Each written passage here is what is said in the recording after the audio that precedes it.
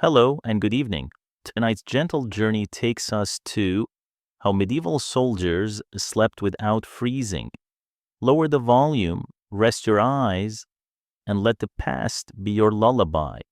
If this brings you peace, consider liking and subscribing only if it truly helps. And share in the comments where you're joining us from. And the hour there, now, lights down. A soft fan, if you have one, and let's begin our walk through history. You step into a winter night few would choose. Snow snaps beneath your boots. Each breath slips out as a small ghost.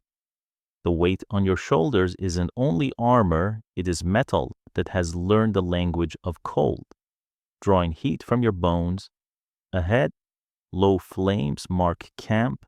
You are minutes from the one place a soldier can collapse after a day's march. The tent? A medieval army carried shelters? Yes, but not the tidy cocoons of our age. What you find is canvas or heavy linen over wooden poles, guyed with ropes that hum when the gusts pull them. Seams are stout but simple, often patched with hide that shines with grease. You duck through the flap. Darkness folds around you with a hush. The roof presses low enough to make you crouch. Breath from a dozen men climbs to the ridge, beads on the fabric, and drips back into the room. Campaigns did not yield to the calendar. Lords pressed sieges through Advent because grain in an enemy's storehouse mattered more than frost on the road. Frozen rivers invited crossings. Bare fields betrayed hidden wheat. Chroniclers write of December encampments, canvas rhymed by daybreak, tent ropes singing like harp strings. And not only in the north on prairies and in mountain passes. A single night wind could snap a tent to pieces. Inside, the first rule of comfort runs downward, not upward. Men build the floor before they trust the roof. Someone has cut rushes and layered them as a mat. Someone else has stolen straw, the stalks still smelling faintly of a sun. Shields lie flat like planks, a little deck raised from the frost. Brushwood, branches, broken hurdles, anything to lift a body above earth that drinks heat as greedily as fire drinks air. What protection the tent gives is a matter of argument and luck. Some nights, the canvas weeps. Snow sifts through seams and powders faces until men curse and crawl back to the open fire. Other nights, with the stitches daubed in fat and the cloth drawn tight, the shelter holds a pocket of peace. Pack bodies shoulder to shoulder and the air warms just enough that fingers obey again. Yet the tent remains both shell and sieve. Wind claws at the ropes, stakes mutter in the earth. Your eyes adjust. The fabric is coarse and faintly greasy. A smoke stain climbs toward the ridge from years of lamps and charcoal pans. The floor squelches in one corner and crunches in another. Someone pulls his hood forward like a monk and whispers a prayer. Another mutters a joke that earns a tired laugh. You pull your cloak tight and stack your armor by your head to serve as a hard, faithful pillow. The tent is logistics made visible. Poles and pegs rode in wagons that groaned all day. Quartermasters counted bundles like bakers count loaves. Rank announces itself even in sleep. Near the command fire, bright pavilions stand with rugs underfoot. On the margins, small ridge tents crowd together 3 men to a shelter. 4, if they must. Furniture is whatever a man can spare. Fat and wax live in the seams. Someone has thumbed a paste along the stitches, and the cloth smells faintly of tallow and candle, part butcher's shop, part chapel. It isn't pleasant, but it is practical. When a sleet comes sideways, those stitches earn their keep. Nothing here is truly waterproof. The promise is simply distance from the full violence of weather. You sink down and let the cloak settle as a second skin. The smoky tang of the watchfire clings to its nap. But beyond the itch, you feel wool's stubborn loyalty to warmth even when damp. Under your cheek, a straw pricks through the fabric.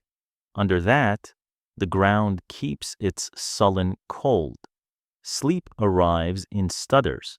You coax it like a skittish mule, wrap tighter, curl smaller, reorganize your limbs so less of you touches earth. Outside, the wind plays at music. Gusts slap the canvas and turn it into a drum. Guy ropes sing, and the knot you tied with numb fingers begins to confess its weakness. Every tent has a voice. This one speaks in creaks, and the occasional patter of meltwater from the ridge.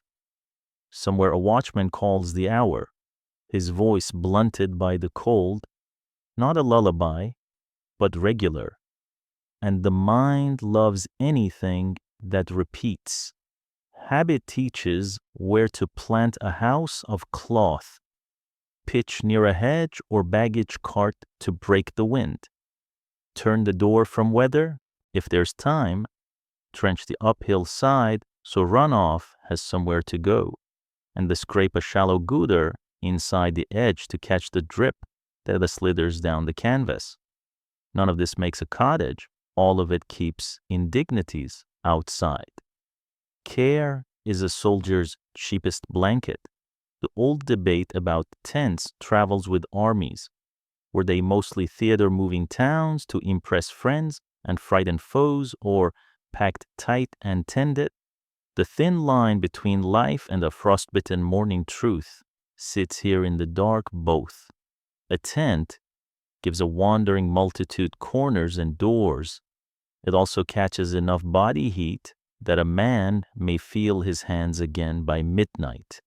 You let your eyes close, then open when the draft finds your wrist. A neighbor turns, a shield kisses a spear shaft with a dull ring. You taste the night, the sour of wool that has traveled too far, the sweetness of a straw pretending it remembers August. In the dark, you can picture the whole camp if you had the strength to lift the roof, bodies curled like commas on rough pages. Every tent, a punctuation mark in a sentence too long for one breath. Sleep, when it comes, is negotiation. The cold is patient and has more hours than you do. It finds your boot tops. You answer by curling your toes. It creeps down your collar. You answer by tucking your chin. Time shoals and eddies. The fire outside falls toward embers, then flares when some generous soul tosses on a branch. You earn each minute of warmth, and because it is earned, you count it. Before the night is old, the tent has already become your contradiction. It is cramped and drafty and smoky, yet it is the only room that will have you. It denies you comfort and, at the same time, shows where comfort begins a hand's width off the ground, a seam greased with whatever the cook could spare, a body pulled a small inside a woolen cave. Nothing here will defeat winter. Enough, however, will survive it. And so will you. Your cloak is no longer a garment. In the tent, it becomes everything: a mattress to soften the soil, a blanket to imprison heat, a hood to hide your face from drafts that explore like curious fingers. The wool's itch announces itself the moment you pull it up beneath your chin, but so does a stubborn loyalty to warmth. Even wet, wool fights for you. The crimp of each fiber traps little pockets of air, 1,000 tiny cellars where heat can hide. You fold the hem under your feet. You draw the sides across your ribs. You make of it a shell that pretends to be a home.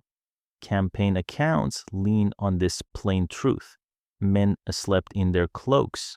Bedding was baggage, and baggage was slowness. Commanders prized speed, so soldiers laid down rushes or shields and then laid down themselves, wrapped in cloth that had marched all day and would march again at dawn. Knights did it when they had to. Archers did it because they always had to. A cloak was clothing by light and a bed by dark. A problem solved by a single piece of fabric you could clasp with a pin and forget until night reminded you what it was for. Cloaks, like tents, told stories of rank. Some were lined, some etched in fur, some dyed into brave colors that had long since faded to workman's brown. Most were half circles or generous rectangles cut to fall from shoulders to calf, with a hood big enough to swallow a face. Years of smoke had smoked them. Years of sleet had taught them to shrug water until they could not. In time, they grew heavy with living sweat and fat and kitchen drippings rubbed in with careless hands. That grime became, if not a blessing, then a service lanolin from the wool and grease from the world made a coarse sort of weather-shedding skin. Men joked that their cloaks could stand upright from the stiffness. They said it with a grim pride, as if the cloth had become a veteran too. But even veterans have limits. The cold negotiates with you through the ground, and earth haggles hard.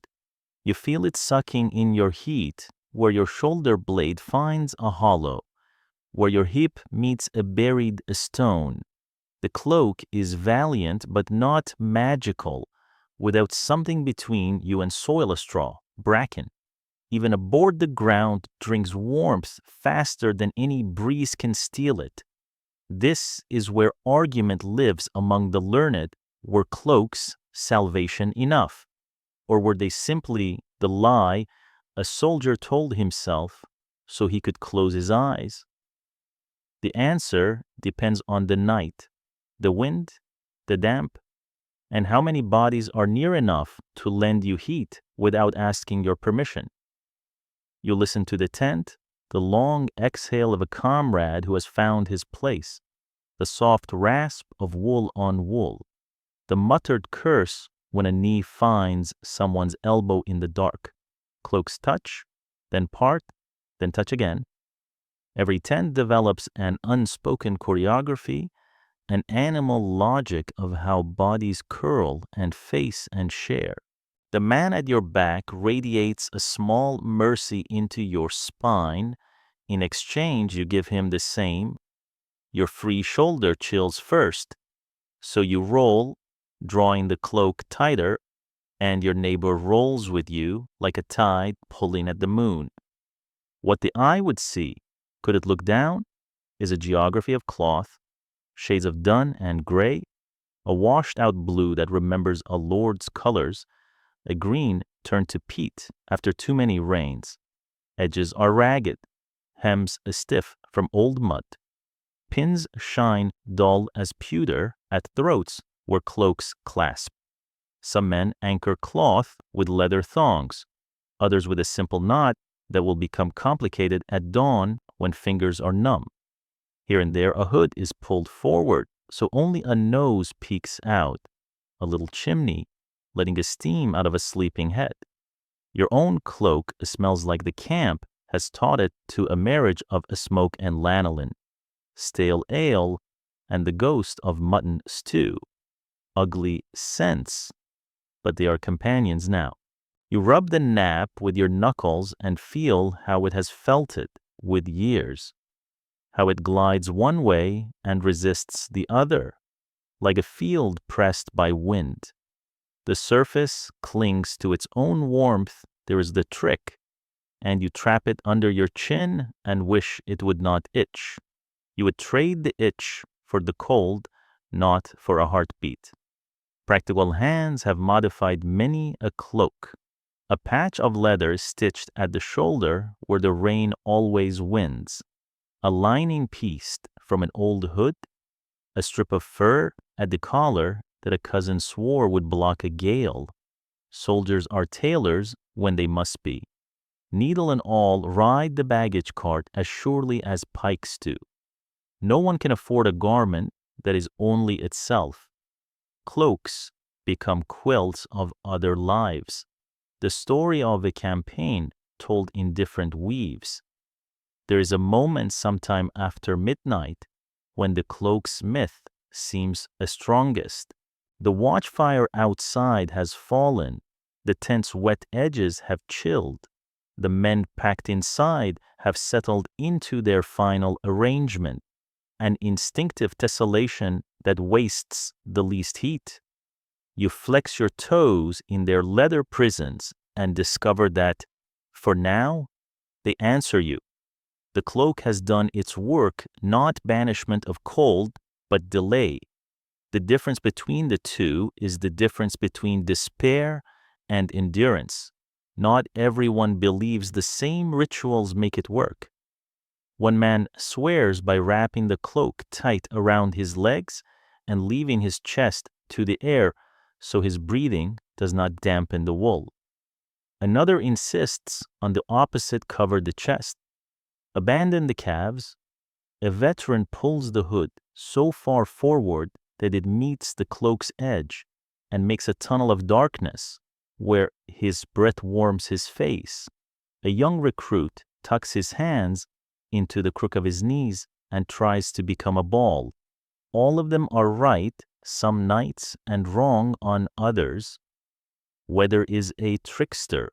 A sober truth trails every conversation about cloaks. The best of them cannot save a man from his own damp. March all day in snow, sweat into your linen, and lie down without change. The cold is already inside the tent with you. Men who can change their shirts. Men who cannot wring them and hope. The cloak must then defend a wet fortress. It will try. Wool keeps a bargain even with moisture, but it demands in return that you keep still. Toss, and you pump out the warmth you have stored. Be patient. Let the heat accumulate like coins in a purse. There are small arts to help. Warm the cloak before you commit to it. Hold it to the fire long enough to chase off one layer of chill, not long enough to set it smoking. Fold it into itself so a pocket of warmth survives the walk from flame to bed. Lay the thickest part over the smallest part of your belly and chest, because if the trunk stays warm, the body forgives the rest. If there is a second cloak, 2 men share it and grow friends overnight. No one asks questions about that kind of friendship in winter. Even language agrees with the cloak. The word for shelter and garment tangle in more than one tongue. A mantle can be a building's layer of stone or a piece of cloth. A habit is both clothing and a practice. Soldiers understand this intuitively. You are what you wear at night as much as what you wear into battle by day. A good cloak earns promotion in the quiet army of things that keep you alive. What of the romance that painters later give to these scenes' noble capes? Heroes' poses, snowflakes obedient to composition. The fabric in this tent does not drape. It piles. It juts where a seam bulks. It pouts where a patch buckles. Beauty gives way to function, yet in the lamp's thin light, something like tenderness does visit the coarse wool. A hand smoothing a neighbor's hem so it covers a bare wrist. A hood tugged down without waking the man who needs it. A corner of cloth shared across a breath's worth of space without ceremony. Winter teaches manners no lord can legislate. In the morning, you will curse the cloak again. It will be hard as a plank in places where your breath froze it to itself. The hem will have taken the mud's signature and refused to fold cleanly. You will smoke it by the fire and marvel at how much camp it can store in its fibers. You will think, briefly, of washing it and immediately remember that cold water bites harder than dirt. You will shake it, hug it, swear at it, then pin it at your throat and be grateful all over again. For now, keep still, let the wool learn the shape of you. Listen to the slow weather of breathing under canvas. Feel the tent tilt and breathe with the wind. If your mind wants something better than present comfort, give it a picture, a hearth at home, a blanket that smells of sun-dried rushes, a mother's hand laying cloth across a sleeping child. Your cloak is not that, but it is the memory's willing accomplice. It thickens imagination into something the body can believe in for a few hours. It is not luxury, not even close. It is enough. You roll and immediately meet another shoulder. In this canvas cave, privacy is a rumor and warmth is a currency, hoarded and spent without permission. The man beside you breathes slow and damp against your cheek. His heat blooms through wool and into your bones. Instinct does the math faster than thought. You drift closer. He does too. The tent accepts the bargain. Bodies arrange themselves like a stacked firewood shoulder to shoulder, hip to hip, until the cold must work harder for every inch it steals. Contemporary accounts are blunt about this. Men slept in groups because a single body loses warmth to the air, but a row of them makes a low, living wall. Chroniclers of the crusading marches note soldiers in heaps like dogs. A phrase meant less to insult than to explain how survival looks when timber is scarce and the wind has opinions. In northern forests, squads crowded under low roofs of canvas or linen that sagged with rime. On wet fields, they crammed 3 and 4 to a sheet, feet tucked under neighbors' cloaks, heads sharing the same pocket of breath. It was not sentiment, it was arithmetic. You learn the choreography in a night. Your exposed back cools first, a thin line of ice along the spine, so you pivot carefully and present it to the tent mate, who has become a kind of stove. He answers with the same gift. Heat travels across wool, through elbows and ribs. The bone remembers it. One side of you swears it could sleep forever. The other aches like iron.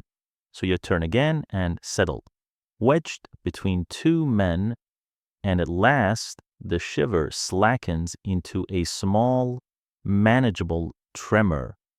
The sounds of a tentful of sleepers are a choir without a conductor.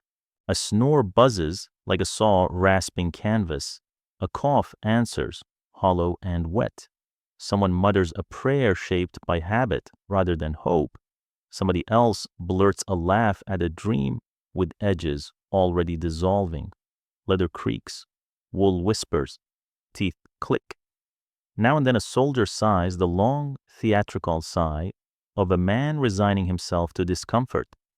The smell is camp in miniature smoke. Sweat, lanolin, wet leather, and pressed together like this, it becomes its own proof of life. You would complain, but the choice is simple. Breathe your neighbor's breath or fight the night alone. There's humor here because humor is the last working tool. Nicknames bloom from sleep. The prodigious snorer is the bellows. A man who thrashes is the mule. A chronic blanket thief becomes fingers. A comrade who falls asleep anywhere with a soldier's shamelessness is Saint Pillow. Names stick. They follow men into daylight where nobody minds, because every tent owns its folklore. and misery tells better when it smiles. A man who can laugh at a nickname will share a cloak without complaint. Do not think that closeness makes saints of soldiers. Closeness also breeds quarrels. A knee jams a kidney and tempers lift like tent flaps. A foxed boot brushes someone's face and words sharpen. Lice migrate with the cheerful democracy they always display. There are writers who insist this intimacy softened men for one another, soldering a kind of comradeship that can only be forged under wool and weather. There are others who argue the opposite, that bodies so constantly in contact grow sore in a spirit as well as flesh. The truth is, winter's usual truth, both, and sometimes in the same night. Still, the technique is shared across languages and lords. Some tents teach backing pairs settled spine to spine to divide drafts and ration heat. Others lined men head to foot to fit more inside a low ridge of cloth, the mixed directions leaving more room for ankles and less elbow in ribs. Those with a second blanket lay it crosswise over the lot of them. Those without pretend that their cloaks are wider than they are. A veteran flexes his toes, finds them answering, and allows himself a thin smile. The human furnace holds. You begin to notice a small engineering done by tired hands. A shield leaned at the door to cut the worst of the wind, converting a flap into an airlock. A hem tucked under 3 bedrolls to pin the canvas down. A spear laid flat along the edge of a cloak so that, if someone tugs in his sleep, the whole cover drags less. The work is wordless and communal. Arguments about rank dissolve when frost gnaws at ankles. In a storm, even a knight will hold a corner down for a day laborer without announcing it. From above were there a kind sky to look down and care. The picture is less martial than animal. A mound of rough cloth, the geometry of limbs no longer individual but braided. Canvas bellied by gusts like a lung doing its faithful work. Outside, guy ropes sing their thin song against the wind. Inside, bodies answer with a lower music, breath layered on breath until the climate inside the tent is its own small season. You can feel it when a man slips out for watch. The temperature falls the width of one absence, and every sleeper shifts, seeking to rebalance what the cold has unbalanced. There are tricks that sound like superstition until you have tried them. 2 men cup their hands together inside a shared hood, making a warm cave to breathe in. Another tucks his feet into a comrade's knee, hollows a warmth that persists because the body guards it instinctively. Someone drapes a damp linen at the tent seam to catch the draft, wringing it when it stiffens with frost and setting it back as if it were a little sandbag against air. The point is not perfection. The point is the incremental. Rank still shows itself, even under the doctrine of shared heat.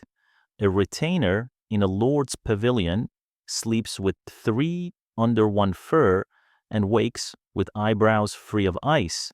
A pikeman in a low-ridged tent contented himself with shared wool and straw and the hope that his neighbors are neither coughers nor kickers.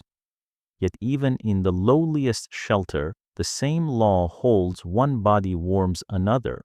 No steward needed to confirm it. Wealth buys inches of comfort. Closeness buys hours of survival. If the watch calls, you feel the change like weather.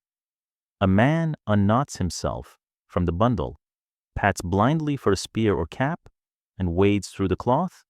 Wool closes over the vacancy. The pile loosens and then tightens again. The way a flock will ripple and settle when a bird takes wing. The guard returns later, breath like smoke, fingers blocks of ice. He slides into place without asking, and the bundle receives him as if it had been waiting for his particular shape.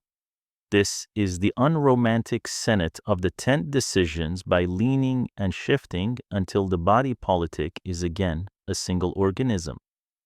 You could imagine that such nights endow the camp with perfect solidarity, but you would be romanticizing out the grit. Men remember kicks and elbows. They trade places at dusk to avoid a notorious thrash, and they will spend an extra strip of rag to wrap a neighbor's reeking foot because the alternative is to inhale it all night. They also remember who shared without being asked and who hoarded a blanket edge as if it were a title. The ledger of generosity and grievance is kept in the dark, but kept. There is, too, a discipline that comes from the huddle. When warmth depends on bodies, a deserter's absence is not philosophy, it is a draft along your spine. When a man keeps his watch and returns, the tent forgives him his wet cloak because it brings heat with it, and because the next hour he will contribute to the sleeping heap like anyone else.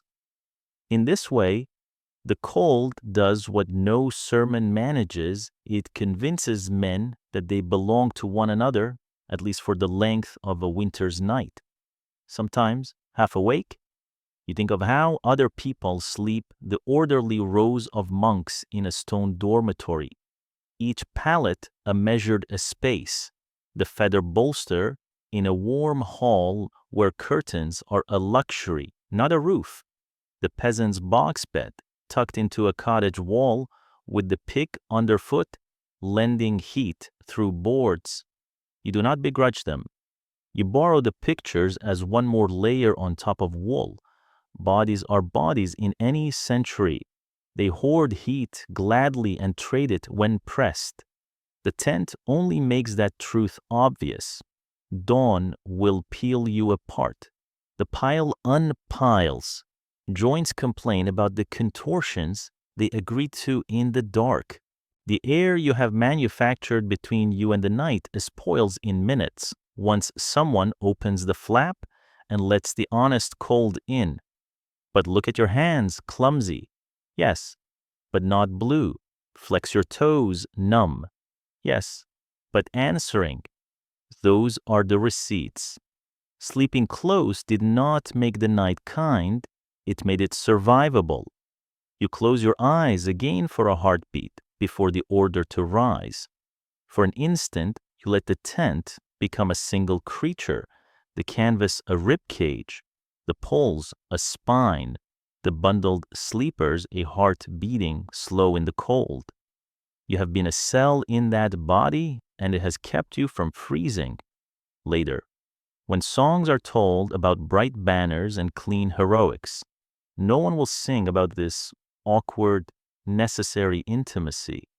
But here, under wool that was stinks and saves, you know the plain truth. To live the winter through, men become a furnace together, and there is nothing pretty about the fire except that it burns. The fire speaks before it shows itself.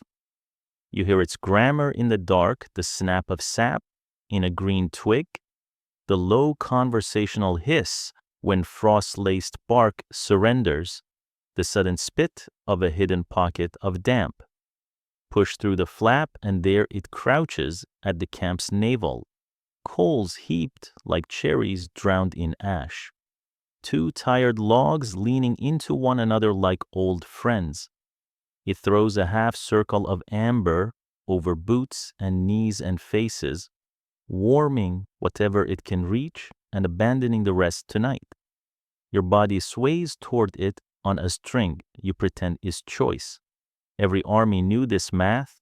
Fire was not only for broth and black pots, it was the pulse a winter camp timed itself to. Officers arranged tents around hearth circles so one flame's reach could brush several shelters at once. And you can see the plan here, a ring of sleeping roofs, a shallow pit, a scabbed black by a dozen nights' rehearsals, stones winking with heat beneath ash. Dig into any old encampment and you find the scars, a polka dot of char that outlives men and orders. The ground remembers what a spine carried a host when parchment does not. But even a good blaze is a petty god, generous forward, cruel behind. Your face stings with heat while your back remembers the wind's teeth. So you turn, the warmth deserts your cheeks, finds your shoulders, abandons your shins. You turn again. The dance is as old as damp wood. Around you, other men perform the same graceless waltz, grim and grateful. Nobody bothers with ceremony. A stick jabs the embers into a brighter confession. A hand hovers as close as nerve permits, pinking at the knuckles. Boots line the edge like supplicants, their toes smoking faintly, while their owners argue with pain and patience.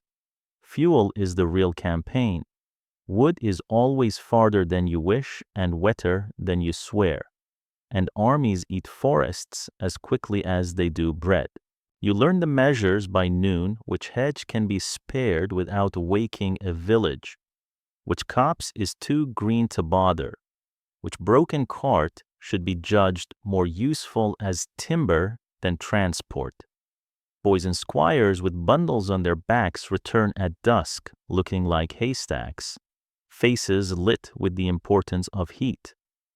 It is understood that a man who brings back good wood may sit closest and be forgiven for thawing his hands first. If the day has been kind, there's a blaze to call ours. If the day has been unkind, rain blown sideways, scouts nipping at the column, you treasure coals more than flame. Men bank embers deep under ash so they sleep like animals, warm and ready to wake. Come dawn, a pinch of breath and a twist of twigs will coax the old heart to beat again. Those with sense also kidnap fire, a clay pot layered with ash and a fistful of live coals hidden at the core, corked with a shard of leather, carried like a warm baby from one bivouac to the next. The pot smokes a little, smells of kitchens left and kitchens hoped for, and glows faintly when the wind noses the lid. You hold it away from wool and closer to your chest, a prayer you can burn your hands on. There are clever men in every company. One has flint and a steel and the art of striking without showering sparks into tents. Another carries a fungus disc as good as any tinderbox, brown and soft, willing to catch a single spark and nurse it into a promise. A few still swear by sulky lumps of iron pyrite and a stone, banging heat out of rocks because their grandfather did. Everybody hoards scraps that earn flame-oily rag, shavings from a bowyer's bench, a page from a book none can read, but all can kindle. Fire makes archivists of soldiers. Nothing is too precious if it burns, and nothing is precious if it will not. Danger has its own seat at the circle. Sparks jump. Canvas remembers. Every veteran can recite the story of a tent gone up like a dry thistle, and the men who bolted from it with cloaks on fire, slapping themselves into sense. Some captains forbid any open flame under cloth, and you obey until the night explains its alternative. Others permit small braziers and scold you to keep them low, to prize heat from coals rather than tongues of flame. Nobody speaks of the sour headaches that sometimes follow a night in a tightly shut tent with a brazier muttering inside. The language for that harm is not yet born, but the wariness exists, a flap left ajar, a man on his belly with his nose at ground level, seeking the freshest air where it trickles. Discipline circles the pit as surely as men do. Fire tempts idleness and unbuttons tongues. It also attracts eyes in the dark. Commanders measure the risk. Close to an enemy, flames sink low and men cup their palms against the ash glow, sharing jokes in undertones and turning their faces away when the wind rises, as if the enemy could read features from miles. On safer nights, flames stand taller and the camp brightens with a rash of small suns, the glow reflected in buckles and eye whites until the place seems a groaning orchard of embers. There are orders for both estates, written and unwritten. Everyone knows them, even those who break them. The fire demands its tithe of wakefulness. Alongside sentries at the perimeter, there are keepers of the heart, men who prod and feed and rescue the sullen coal from sulking itself to sleep. The roster is informal but real. A lad with good hands walks the next and points to the woodpile that has dwindled further than the moon. A half-hour's care and the camp breathes easier again. The duty is unpaid, but its wages are plain a warmer bed when you return to the heap. A nod from the stiff-shouldered man who followed you last week. By the blaze, stories return to life, not the bright, polished ones for home, but the short, cracked versions built to hold an hour's cold, a village that smelled of apples and rain, a woman whose laugh was a bell, a bridge that shook under cavalry like a kettle on the boil. Psalms are sung as if they were work songs, and bawdy verses mutter along the edge where officers pretend not to hear. You learn who can carry a tune and who should be thanked for merely keeping time. The fire edits nothing. It only adds its own percussion pop, hiss, sigh. The heat makes you drowsy, and the drowsiness is treacherous. It dresses itself as mercy. Rest your eyelids, soldier. Let your chin sink to your chest. Let your boots creep a thumb nearer. Men have nodded forward and woken fast with a blister. Men have nodded too far and awakened to a ring of laughter and the smell of singed hair. Men have not woken, so you practice the art of basking without a surrender. Kneel, not sit. Keep a knee that aches in the cold and will inform you when sleep sneaks in. Shuffle back just when comfort says forward. It is a duel you fight nightly and brag about winning, regardless of the score. Fuel, too, has a social life. Old wagon axles burn slow and rich. A gentleman's fire if you can bear the smoke. Poplar is the liar's friend, loud, lively, and cold. Oak is a faithful dog, slow to start, faithful once warmed. When the wood is wet, you learn to split it fine and stack it by the coals like a fan of cards so steam can depart and flame can arrive.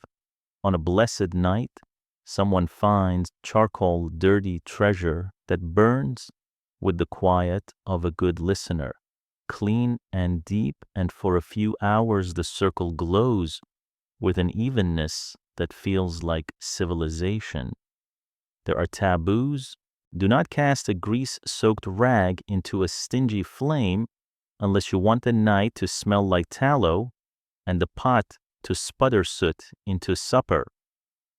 Do not dry boots so close that the leather runs like cheese and the stitching gives up.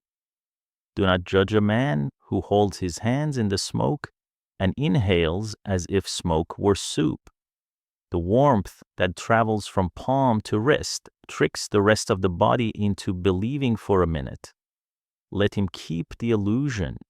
He will trade you one later when your turn at folly comes. Sometimes the fire is luxury, and sometimes it is disguise. Scouts will describe small, lidded pits, flames below ground, and only a dark breath above. A trick learned from anyone who had to keep warm under watchful eyes. On a storm-swept nights, men carry brands from one guttering ring to the next. A relay of light that looks like a procession of saints if you half close your eyes and miss the curses. And there was the ember saving habit, older than any regiment when the wind takes the last flame. An old soldier will pinch a coal in ash between thumb and forefinger and walk it like a hidden jewel to another pit, his face clenched against heat and pride shining through the dirt when it takes. You tend the fire, and it repays you with small miracles. A pot of water finally remembers how to boil. A strip of fat hisses its perfume into everybody's hunger. A frozen strap kneels to your hands. Even the talk is warmer here.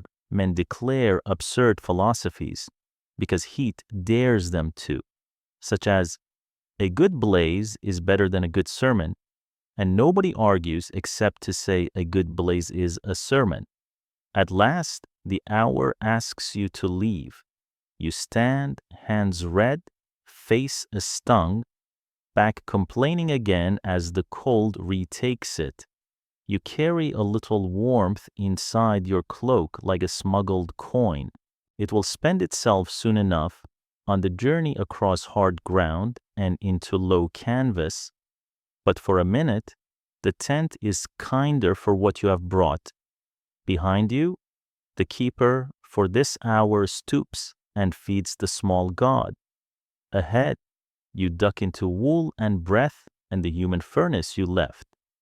Between those two heats, embers and bodies, the night cannot quite make you its own.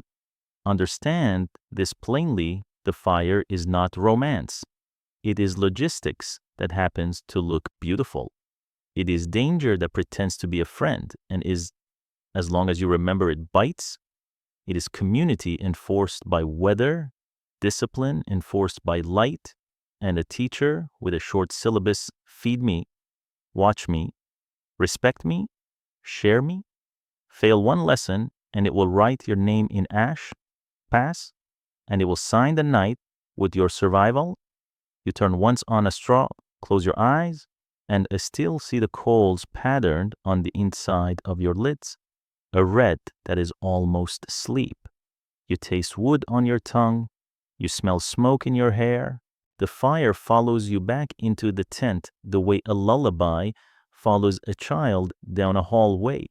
It will keep its own counsel now, talking low to the man who took your place, and you will trade it for the other warmth cloaks, shoulders, the slow bellows of weary lungs.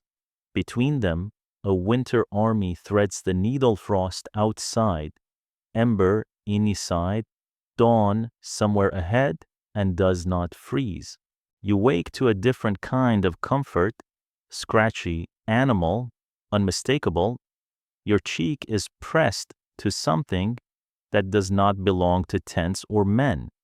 It carries the blunt, clean reek of fat and smoke and weather, and when your fingers creep across it, they meet a forest of short, stubborn hairs. The hide under you has turned your corner of earth from a thief into a negotiator. Cold still asks for its due, but the pelt argues back. Across winter camps from Brittany to the Baltic, this argument was common sense.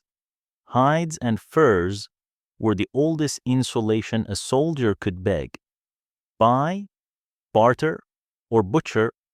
Sheep and goat skins were the usual bedfellows, cheap enough to slaughter, tough enough to endure weeks of trampling, broad enough to spread under two bodies if no one wished to sleep with knees touching.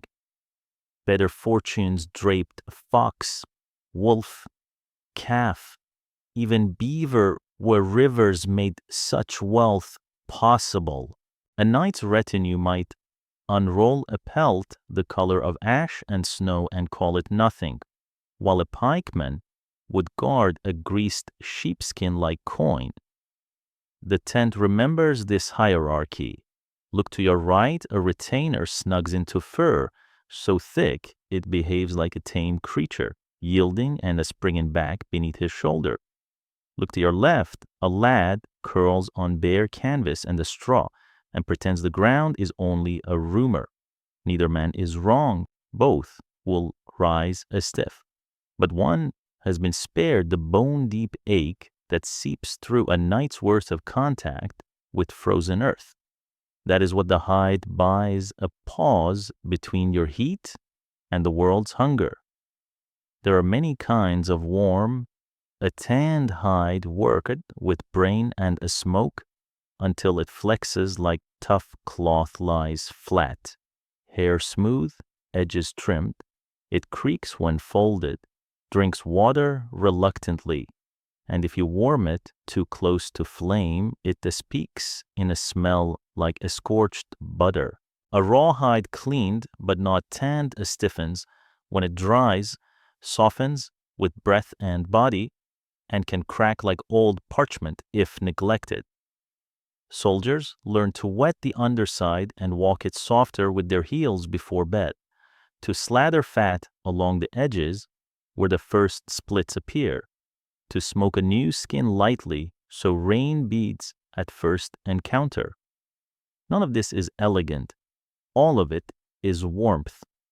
There is a rumor that circles every column. When the cold's teeth are longest, the best bed is the one you make the hour you butcher supper.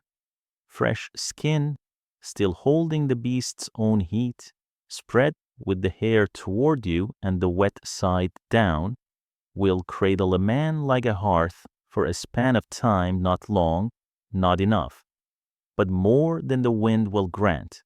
The smell is part barn and part kitchen and part blasphemy. You lie with your cheek on a ghost and thank it. In the morning, the hide will have gone cold and stiff, and your gratitude will have to learn a new shape. Quartermasters argue about hides because weight argues.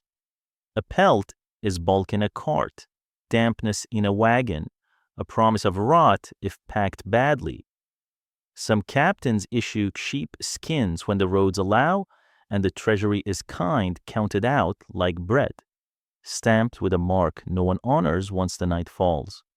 Other captains speak of speed and forbid extra loads, and then men grow creative. A spare shield becomes a platform. Saplings become a slats. Rushes and bracken become a mattress, when layered thick enough to trap air. Even a poor camp hoards a handful of hides. They become loans to the sick, bribes to firekeepers, wagers over dice, inheritance between friends who have the sense to plan for each other's bad luck. The hide under you is no one's idea of luxury. Its hair is coarse. The guard hairs prick like dry grass against your wrist. It is mottled. Smoke has darkened one corner, grease a second, muddy boot prints a third.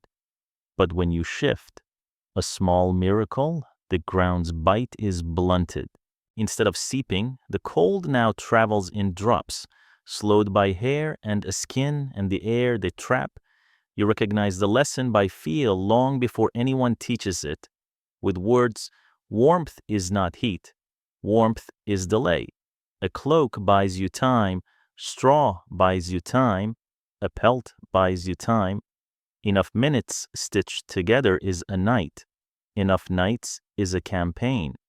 The tent's talk loops around hides as naturally as it loops around food and fire. A veteran runs his palm over your bed and guesses sheep right and the spring shearing wrong. It was late because the wool has a stubborn curl that remembers rain. Another man swears winter skins are warmer because the hair grows dense. And a third says summer skins don't hold rot the same way. Both are right in their own climates and wrong on this road, where you take what can be carried. A bowman boasts of a deer skin he slept on once in the marches. Smooth hair that lay like a river and kept him dry in a storm. Someone else calls him a liar and laughs, which means they envy him. Hides talk back in other ways, too. They carry the story of where they were made. A skin cured in smoke whispers every time it bends. A skin cured in tannin drinks rain with a sour face at first and then sulks quietly. If a fur was rubbed with tallow, your cloak will pick up its shine. If it was dressed with fish oil, your hands will smell like distant harbors until the next fire boils the memory out. You learn to tell the difference between clean wet and dirty wet, between a hide that will return to grace after a day's drying and a hide that has set its mind on mold. Not all tents keep their hides on the floor. Some men roll them hair in and wear them across knees during watch. Others pull them up hair out over cloaks as a second blanket, betting on the way air nests inside fur more than on the virtue of linen. A careful soul stitches two small skins together into a pouch for feet. He looks ridiculous wriggling into it and sleeps like a saint. Another lashes a hide to a pole, hair outward, to make a windbreak at the tent's mouth when a storm comes from a single quarter. Every pelt in camp will have lived 3 lives by the time the thaw arrives. The poor and the proud quarrel here. A banner tent might have a rug, a real one, knotted to a pattern, colors still stubborn, even under soot, and 2 or 3 furs laid where someone's shoulders prefer to rest. You will see men step around that space as if it were consecrated, and you will hear a joke with a dull edge mind the Lord's snow. In smaller tents, 1 hide serves 6, and they take turns pretending to have found the warm spot. Yet even the bitter know this when someone is burning with fever or shaking with the start of a frostbitten night. The pelt moves without comment. It is the cheapest mercy and the only one that can be afforded at once. A hide teaches you to listen to sleep. On wool alone, the body wakes and wakes again to shift off a shard of cold rising from ground to spine. On hide, the wakings move farther apart. You roll to your hip and do not immediately bruise. Your knees find each other and settle. Under your ear, the hairs splay. Make a little pocket where your breath gathers and warms your cheek. A neighbor's cloak brushes you, and the 2 heats confederate. Across the tent, a man with nothing beneath him mutters and kicks, and without thinking, you tugged a skin an inch his way. He does not wake, but the mutter turns into breath. Hides fail in ways that become part of their biography. A nick from a careless knife widens into a tear that sucks at fingers when you pull it straight. A patch sewn on with gut holds for a week and then laughs in the face of strain. In wet weather, the hair clumps, and a soldier with patience combs it with a fork until it remembers itself. In dry weather, the edges curl like autumn leaves. More fat, more smoke, more time, these are the answers, even when none are in generous supply. Sleep long enough on fur, and you will wake with its map on your face. The pattern of hair prints itself on your skin. Checker and whirl, a cartographer's joke that fades by midday. Lovers will recognize such marks when you return from war, and some will say gently into your shoulder, "You slept rough," without accusation, as if the hide had also left its memory in your bones.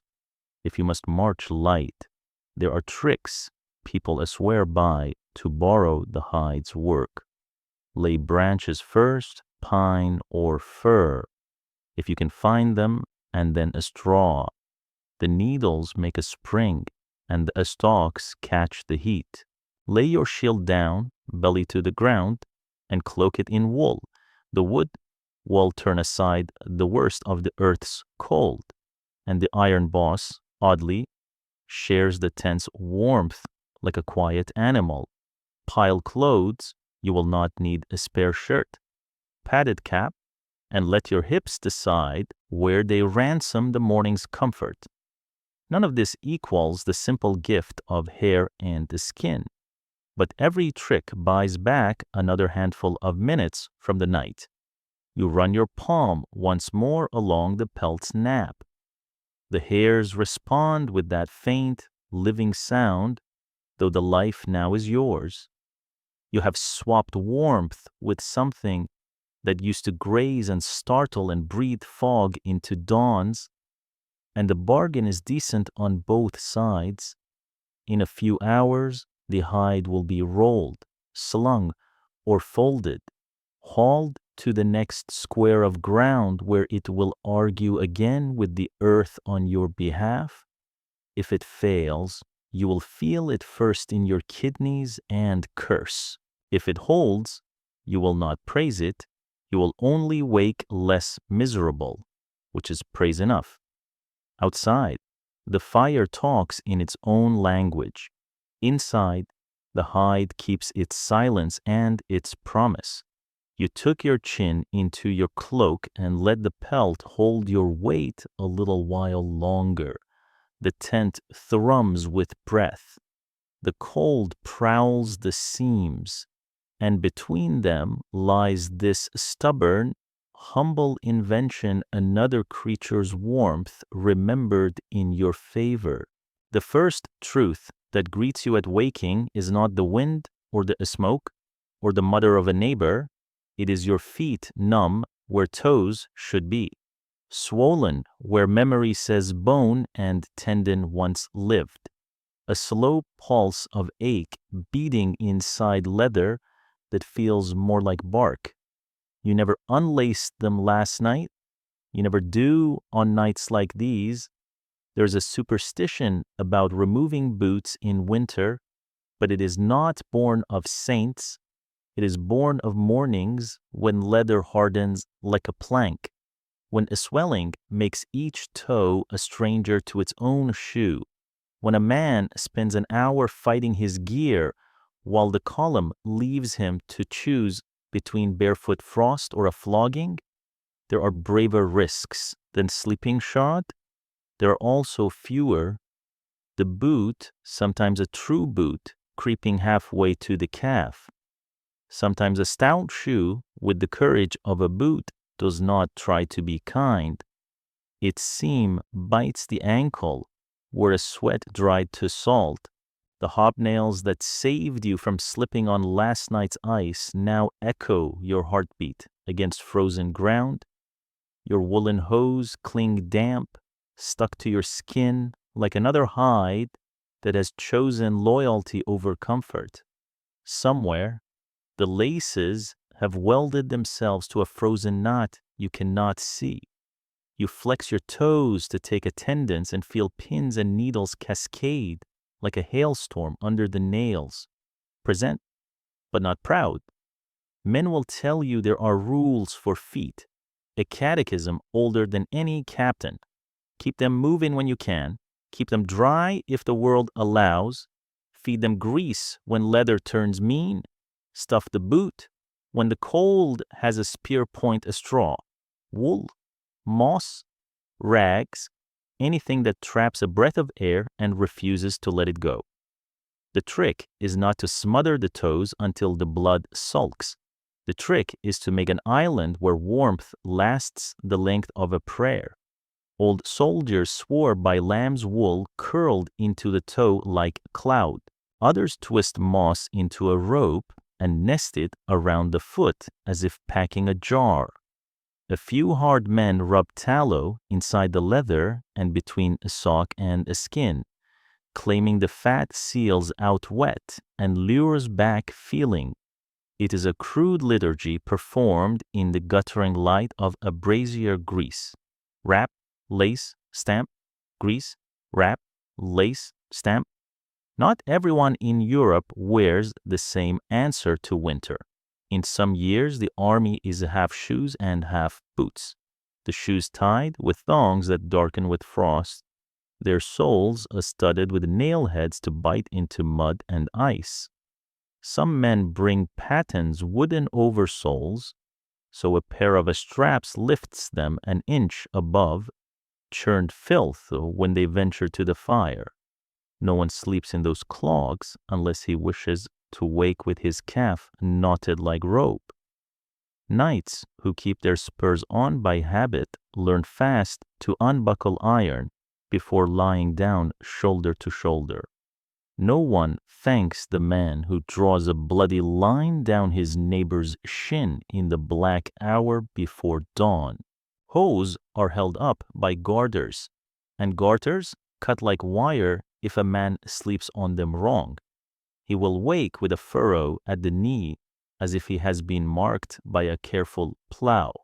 Historians argue their arguments, and soldiers live their lives.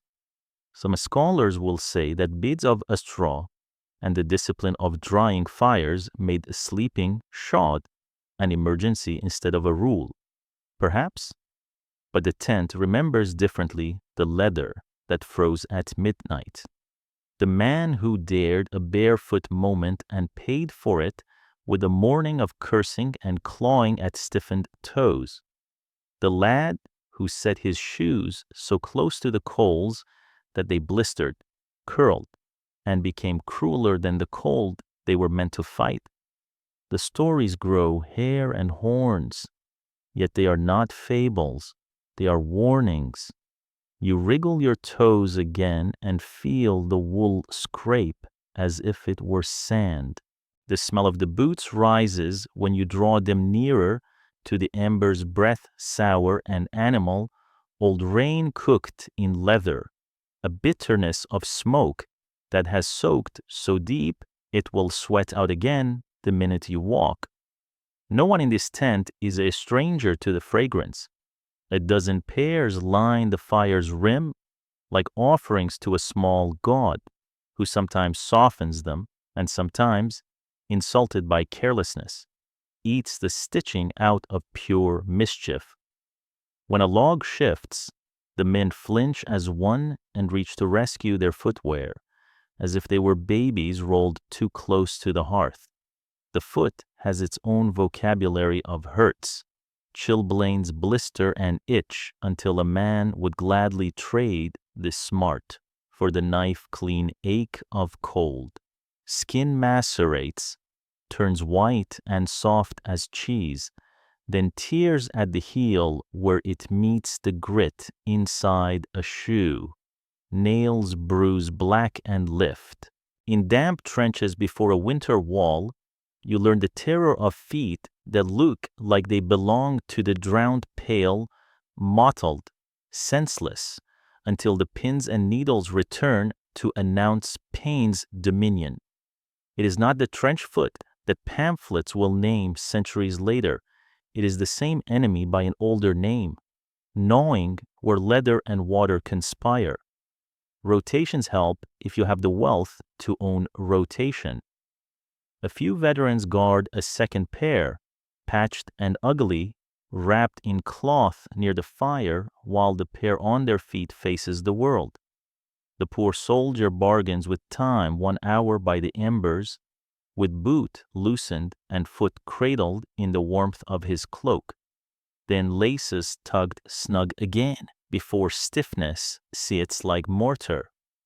On the march, a man will slip a hot stone from the cook fire into his boot for a heartbeat long enough to pry the leather back toward kindness and foolish enough to blister if he misjudges. Another trick, wadding dry rushes between boot and hose before setting out, then pitching them to the ditch when they have drunk their fill of sweat. Survival runs on these small economies.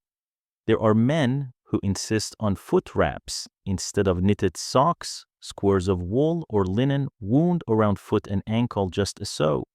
The corners tucked, the folds laid to avoid seams. They have the advantage of drying quick and the disadvantage of punishing the careless. One bad fold is a blister the size of a coin. Others cut strips from a ruined cloak and make their own wraps. A captain who laughs at such rags will find himself leading a short column. It is not pretty, but it is walking. The fire offers both rescue and ambush. Hold the soul at a distance where your palm still feels a sting, but your knuckles do not flinch. There is your measure. Closer, and the grease in the leather will rise in little blisters that never truly heal. Farther, and you will waste wood chasing a softness that refuses to come. Some men thread their boots on a stick like meat and turn them as if they were a spitted fowl. Others prop them upright and let the heat climb inside like a quiet thief. When the camp is rich with wood, there is time for patience.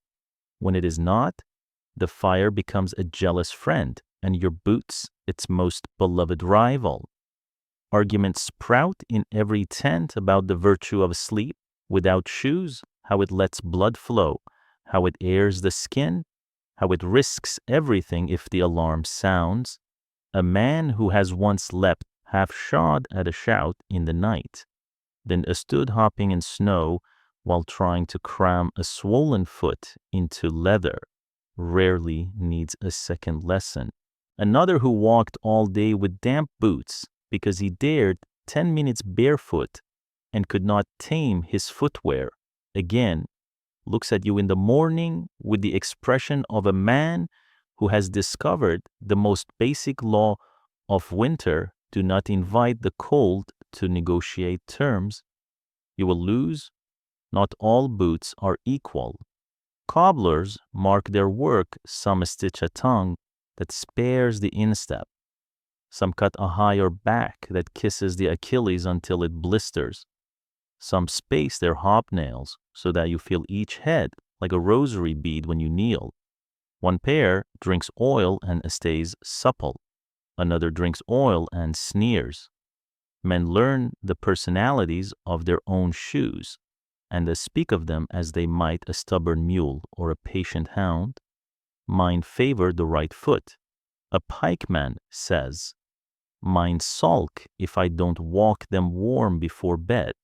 Says another, it is joking, and it is not. In the worst cold, a clever soul creates a lair the ground cannot steal. He slides his wooden shield beneath his calves, leather boss turned aside, rim supporting heel and knee. He lays his gambeson folded double under his hips, spreads his cloak over all, and makes a cave for his feet beneath the hem where his breath collects. He does not take his boots off. He does not take his boots off. He does not take his boots off. The repetition is a charm against pain and an inventory of wisdom paid for in toes men no longer possess. By the little light that filters through canvas, you pry at the knot the frost made in your laces. The thong resists, then yields with a jerking snarl that stings your fingers. For a moment you loosen the upper and let a draft chase the damp from your hose. You slide a palm against your arch and feel a skin that has the waxen chill of tallow. You want to bare the foot and press it to another man's calf, the way brothers do in sober misery, but you do not. The boot yawns, breathes, then you cinch it shut again before the leather remembers how to turn to stone. Around you, the chorus of feet carries on without words. A man stamps in place to wake sensation from its sulk. Another groans softly as he eases a cramp that runs like wire from calf to heel. Someone nearer the fire yelps and snatches back a shoe gone too hot, the tent answering with a ripple of dark laughter. The sound is not unkind, it is grateful not to be him. A third man, older, turns his boot upside down, and a little kingdom of grit, straw, and lice eggs falls to the floor. He shakes his head and addresses the shoe like an old comrade. You and I, we've marched a year longer than sense. When the order to turn out comes, you will stand and discover what the night has made of you. The first steps will be wooden. The next will be iron. Eventually, leather and flesh will sign a truce. Until then, you compromise, you walk with short strides so blood can return without lancing your toes like needles. You place your foot carefully on the outer edge, then roll to the ball. You breathe through your teeth and pretend the hiss is a song. By the time the column leaves the field, you will no longer be a man thinking about boots. You will be boots carrying a man. There is a tenderness to all this that no one admits. A soldier will oil another's laces, will press his own hot stone into a friend's boot when the friend's fire has died, will give up the last dry scrap of wool to pad an injured heel. The gesture is small, private, quickly hidden beneath the language of insults. Warmth is an indecent luxury, and generosity is a thing done under a cloak. Still, you feel it the way the camp takes care of its feet, the way it takes care of its fire grudgingly, attentively, because without either the army is only a rumor of men. You tug once more at your laces, testing. The leather flexes, not kindly but not cruelly. The hose are damp but not soaked. You stamp twice and feeling returns in a rush that hurts as much as it heals. You are ready enough. The boot has accepted your petition for another day, and you have accepted your place within it. As you rise, the tent tilts, the canvas sighs, and your souls find the world hard as truth, cold as coin, necessary as breath. The flask finds your hand as if it has been waiting there all night. You do not remember reaching for it, only the soft clink against the buckle, the slosh of something dark and promising, and then the first swallow that runs like a hot wire down the throat and blooms behind the ribs. It is not courage, it is not wisdom, it is the small mercy of drink, the kind a camp counts on, when the ground is iron and the wind saws at the seams. Ale, if you're with northerners, thin wine, if you march in lands where vines climb walls, mead on a lucky night when someone's cousin keeps bees, and if fortune or plunder tilts your way, a mouthful of aqua vitae that startles like a slap. The liquid is never the same 2 nights running, but the purpose is to give the cold a rival. You tip the flask again and feel how quickly the body tells itself a useful lie. Your chest warms, your face loosens, fingers uncrimp just a fraction inside their woolen prisons.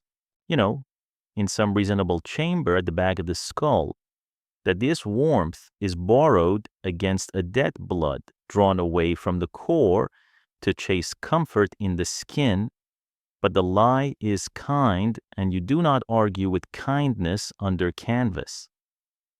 Around you, the tent murmurs with the same ritual, a cork easing free, a cough as the first mouthful bites, a soft laugh at a shared grimace.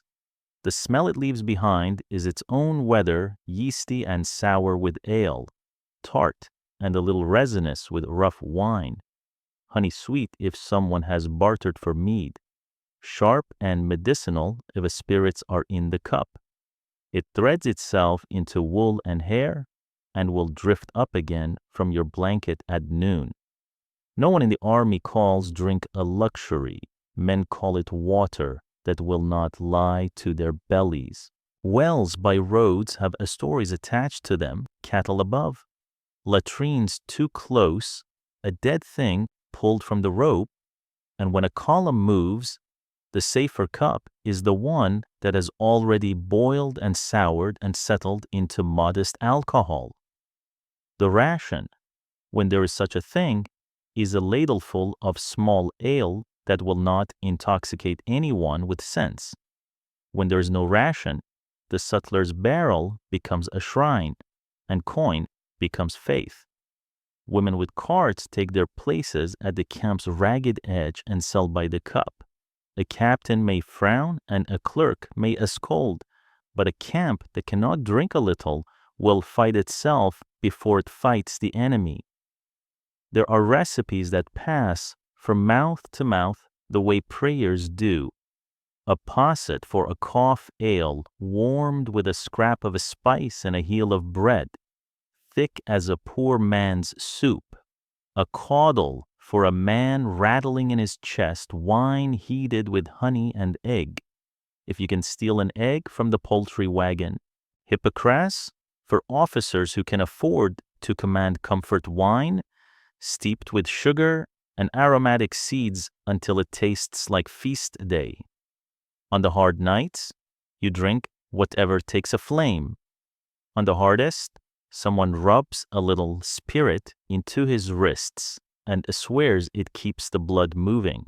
Another man wets his socks with ale and grins.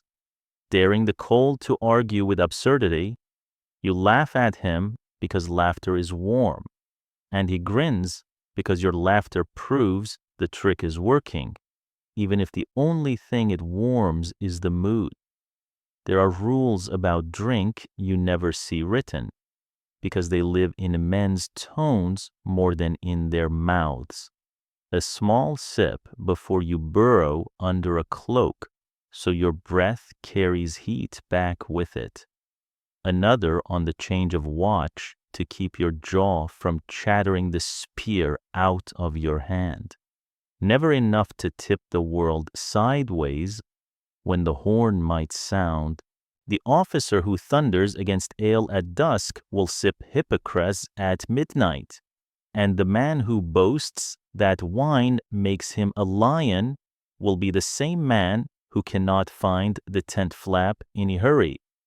You learn the line the way you learn to bank a fire feed the ember, not the flame. The danger is not a secret. Loose hands spill embers onto a straw. Loose tongues wander to songs so loud they mark a camp like beacons.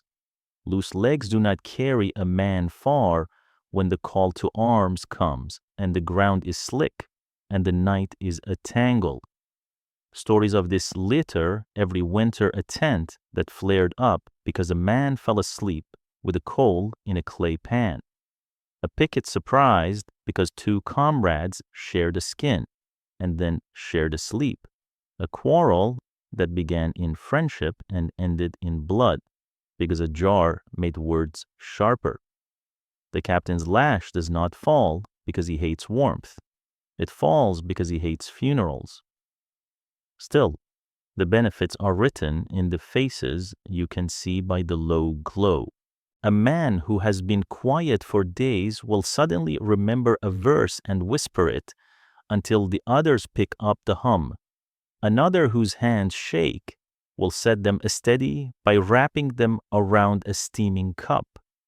Someone begins to tell a story he has told 3 times already, how a tavern in Bruges poured beer into cups as wide as shields, and the groans are affectionate, not cruel.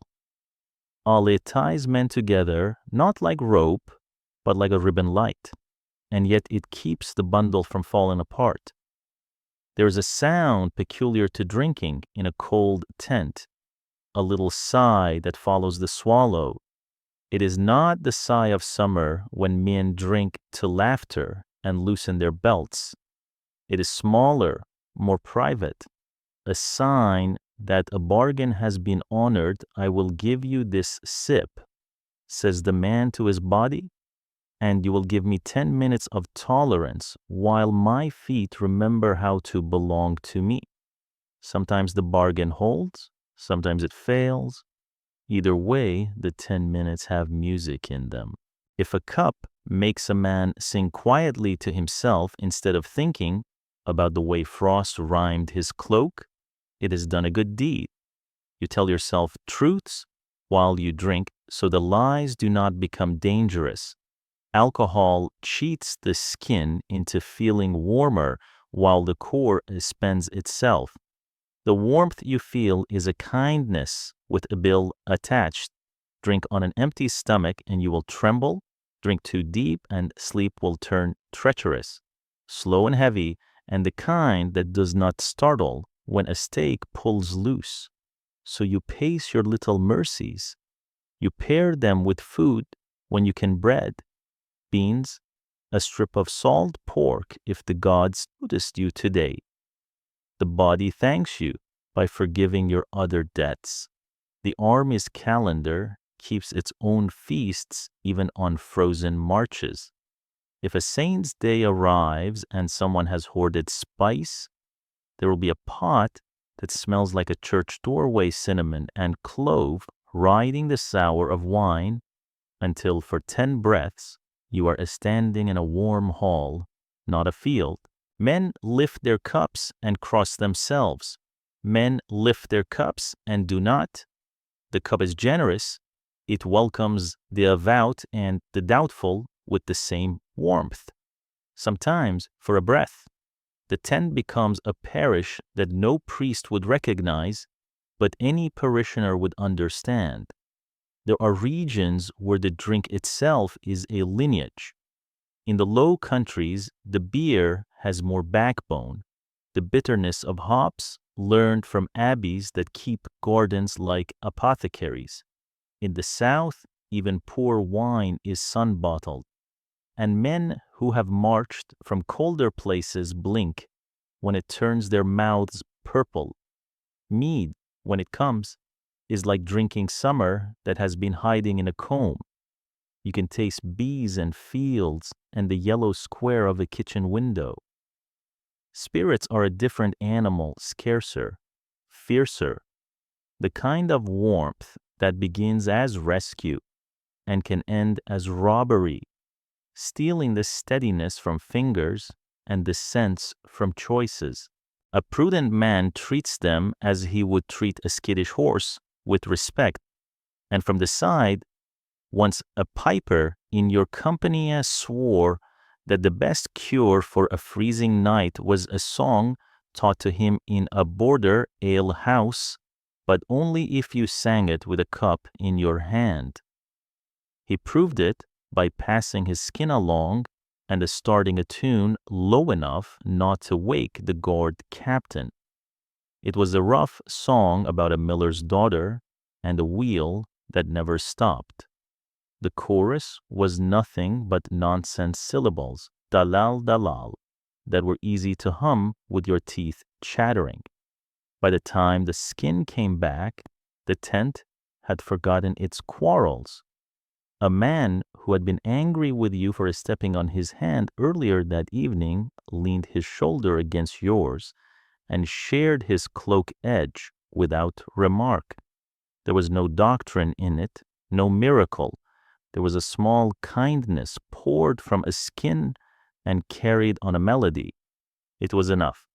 You drink, and you think of taverns that are not tents, wooden benches rubbed smooth by 100 backs, a hearth where the smoke goes up a chimney instead of curling down into your lungs, a woman who pours carefully because the cup is her livelihood, not a favor.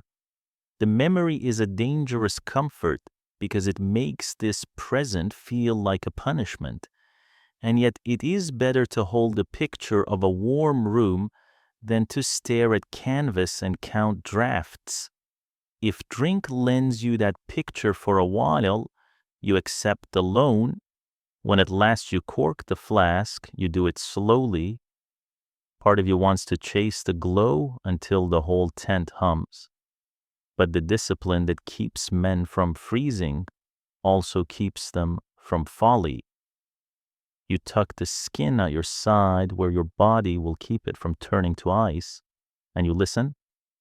The voices have settled into that half-dream tone that makes a tent sound like a sea in winter low waves, regular, patient. Somewhere a man chuckles in his sleep, somewhere another coughs, then sighs. The fire outside throws a little more light under the flap and then withdraws it. You lay your head down and feel how the drink has dulled the teeth of the cold without blunting your sense. You are not warm, you are simply less cold. It is a difference a man can live on. The flask rests against your ribs like a small animal asleep. In the morning, if the world is particularly hard, there will be a finger's worth left to warm a mouthful of bread. For now, the bargain holds, the tent breathes, your hands stop shaking, your eyelids consent to lower, and for a few minutes, held between the afterglow of the cup and the thin comfort of wool, you belong to the easier world you remember. The itch does not ask permission. It arrives like a whisper at the nape of your neck, then becomes a command. You scratch once, lightly, hoping it is a stray hair or a fold of wool.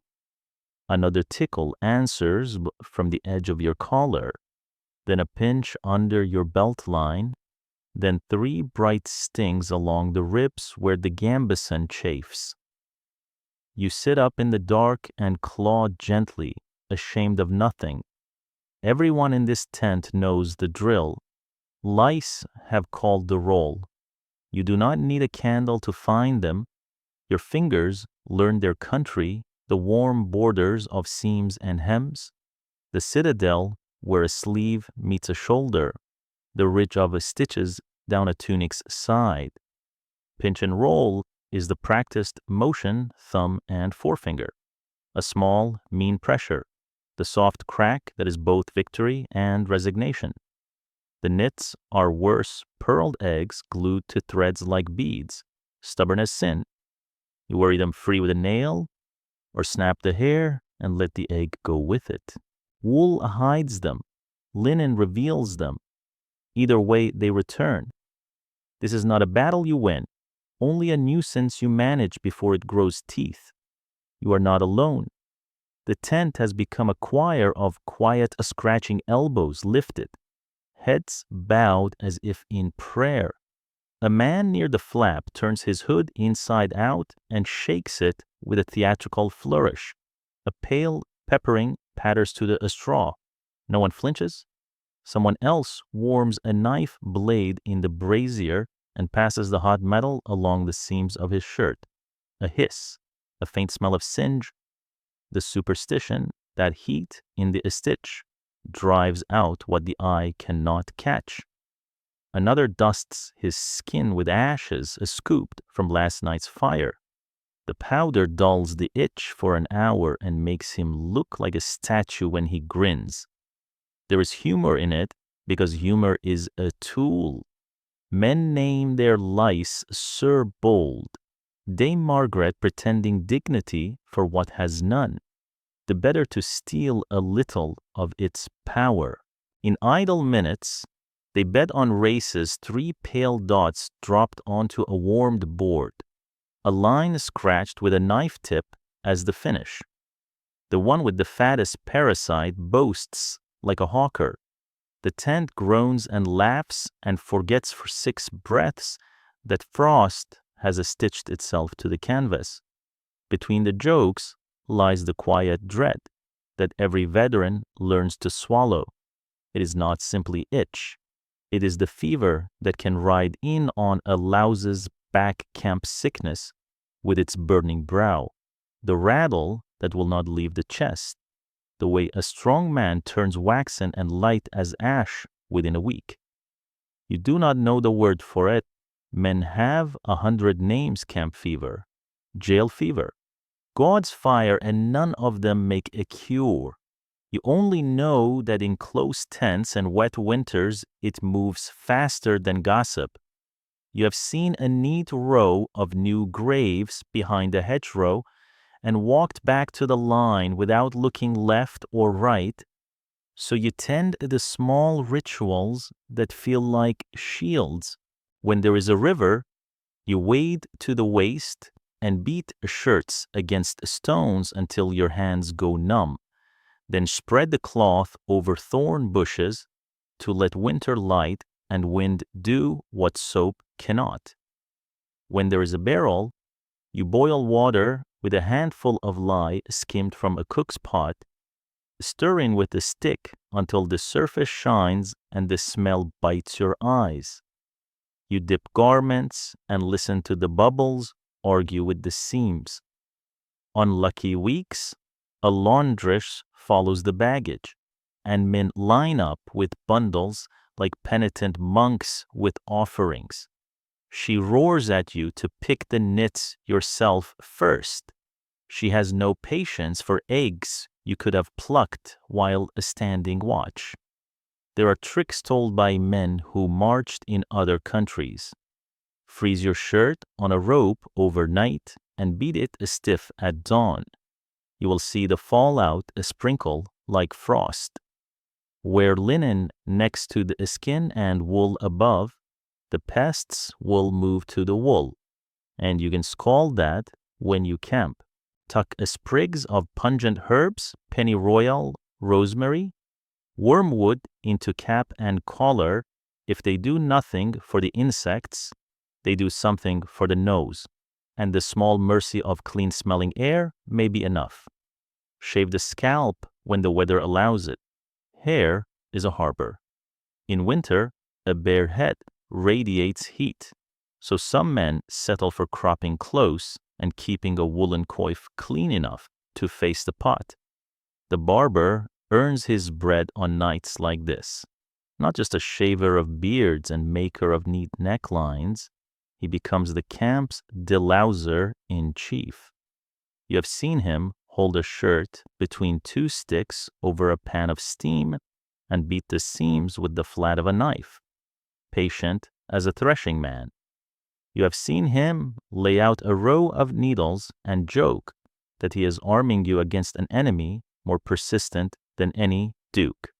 He carries a comb with teeth so fine it could catch dust. He will pass it through your hair and show you the tiny harvest with a flourish, as if he has plucked gold from a straw. You pay him in bread, or in thanks, or in a promise kept later on the march. Sometimes the weather offers its own amnesty. On a dry, sharp day, when the wind scrapes the sky clean, you'd strip to your shirt and turn everything wrong side out, pinning sleeves to poles like prayer flags. Sun and air work while you drill, and by evening the cloth feels almost new against your skin. Other times the weather conspires. Weeks of wet, the tense breath trapped under canvas, the straw blackening under you, and it seems little kingdom grows fat. You wake scratching, you sleep scratching.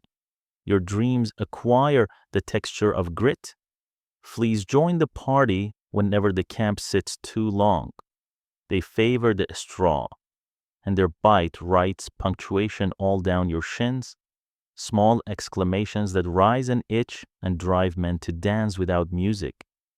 If pigs have come with the wagons, or dogs, or the rats that love bread as much as men do, the fleas multiply their congregations. You learn to lift your bedding to the morning light and shake it as if you're casting seed. Little commas leap and vanish. There's no insult left in it. What shame can survive an army's frankness if you're lucky enough to share a cloak with a friend? You take turns at the hunt. He knits your seams while you watch the tent mouth. Then you return the favor. Two men bent like tailors over the only cloth that matters. It is an intimacy without embarrassment, the kind that war forges as easily as it breaks bodies. If you want a friend to keep his temper, pick his seams, he will remember. There are officers who swear by smokes. throw juniper on the coals and hold your cloak to the fragrant cloud. Some say the pests flee, others swear they throw a feast. A captain once brought a little brass pan from a city apothecary, a pretty thing with the star-shaped piercings. He burned resin inside it and wafted the scented smoke like a priest. His tent smelled like a feast day. His men smiled behind their hands and scratched anyway. At the edges of this ritual is the truth the body learns before the mind admits it. Vermin are part of the uniform. You strap on your belt with your dagger, your hope, and your louse burden, and you march. You sleep shoulder to shoulder and share more than warmth. You pass the comb, the herbs, the hints. You accept the indignity and resist the danger, one pinch at a time. Still, in the narrow hours, the irritation becomes a kind of madness. You scratch until a skin bloom red under your nails, then force your hands to fold under your cheek. You count heartbeats. You run the catechism of comfort fire, cloak, body heat, straw, drink. You add one more, the patience to ignore an itch that cannot be conquered now. It is a soldier's virtue as much as courage, this endurance of the small, the unglorious, the daily battles behind the story of banners and blows. The tent has its own music when the scratching ebbs, a soft rustle like rain remembered. A man clears his throat and says, to no one, "God the general," meaning the louse at the top seam, where the collar meets the neck. Laughter, thin and companionable, answers him. Another swears he will throw his shirt on the fire and go naked to battle. Someone tells him it would terrify the enemy and be promoted on the spot. You lie back and feel the faint crawl fade under a layer of wool and will. Knits will wait for daylight and a river. Your patience will have to serve till then. You press your palm flat against your ribs, where the skin feels raw and warm, and you tell yourself a truth that can live beside the itch. Discomfort is not defeat. Men have marched farther with worse. You breathe smoke and wool. You listen for the next watch being called. You close your eyes. Outside, the wind combs the ropes. Inside, the seam lines sleep for now, with their tiny armies diminished. The cold is the enemy you fear most tonight. The rest are quarrels you will settle by morning, till the scratching quiets, and another sound creeps in, the soft shuffle of boots outside, a spear butt kissing frozen earth, a low voice murmuring the next relief. Your name? You're up. The order passes like a hand along a rope from mouth to mouth until you're sitting, fumbling for your cloak, feeling for the strap of your spear in a darkness that already tastes of iron. Watch is not a request. The night belongs to it, cut into slices like a loaf. Some commanders split the hours into 3 heavy blocks, others into 4 slender ones. Either way, the slicing is done with a dull knife called fatigue. The sergeant of the watch stoops to the flap and hisses the passwords, the night's watchword and its countersign. You mouth them back, quiet and sure. No one wants to be the fool who cannot answer a challenge with the right syllables and takes a friend's point in the ribs for it. Outside, the air stuns. Cold eats without manners, forehead first, then cheeks, and finally the tips of the ears, those little flags that surrender before the rest. Your breath fogs and drifts up to the indifferent stars. The camp huddles like a flock low tents, black humps of baggage, a few horses shifting their weight and blowing the steam. Firelight crouches instead of climbs. The embers have been banked to keep the glow from walking too far across the snow. You stamp your boots. The leather resents movement. Your fingers, clumsy at first, find the familiar rituals, test the lashings on the nearest guy rope, check the knot on the corner stake, glance toward the picket line where the horses stand, ears turning like little wind vanes. You feel the weight of the spear settle into its place between your palm and your shoulder. This is a tool of measurement as much as a weapon. You will pace the hours in its length. There are watches and there are rounds. Tonight, you draw both the outer loop along the camp's skin, then inward to stir the fires and count the sleeping mounds. You begin at a landmark that looks like nothing in the day, and everything at night a cartwheel propped on end. Rim frosted silver, the spoke pointing east like an untrustworthy compass. You touch it once, the way a traveler might touch a shrine's stone, and start, snow reports each step. Crunch, crunch, a metronome the cold invented every dozen strides. You pause, not because you want to, but because a pause is part of the work. It lengthens the ear and sharpens the eye. The dark gives you back the ordinary rope creaking, an owl far off, the lazy hiss of a buried ember giving up its last heat.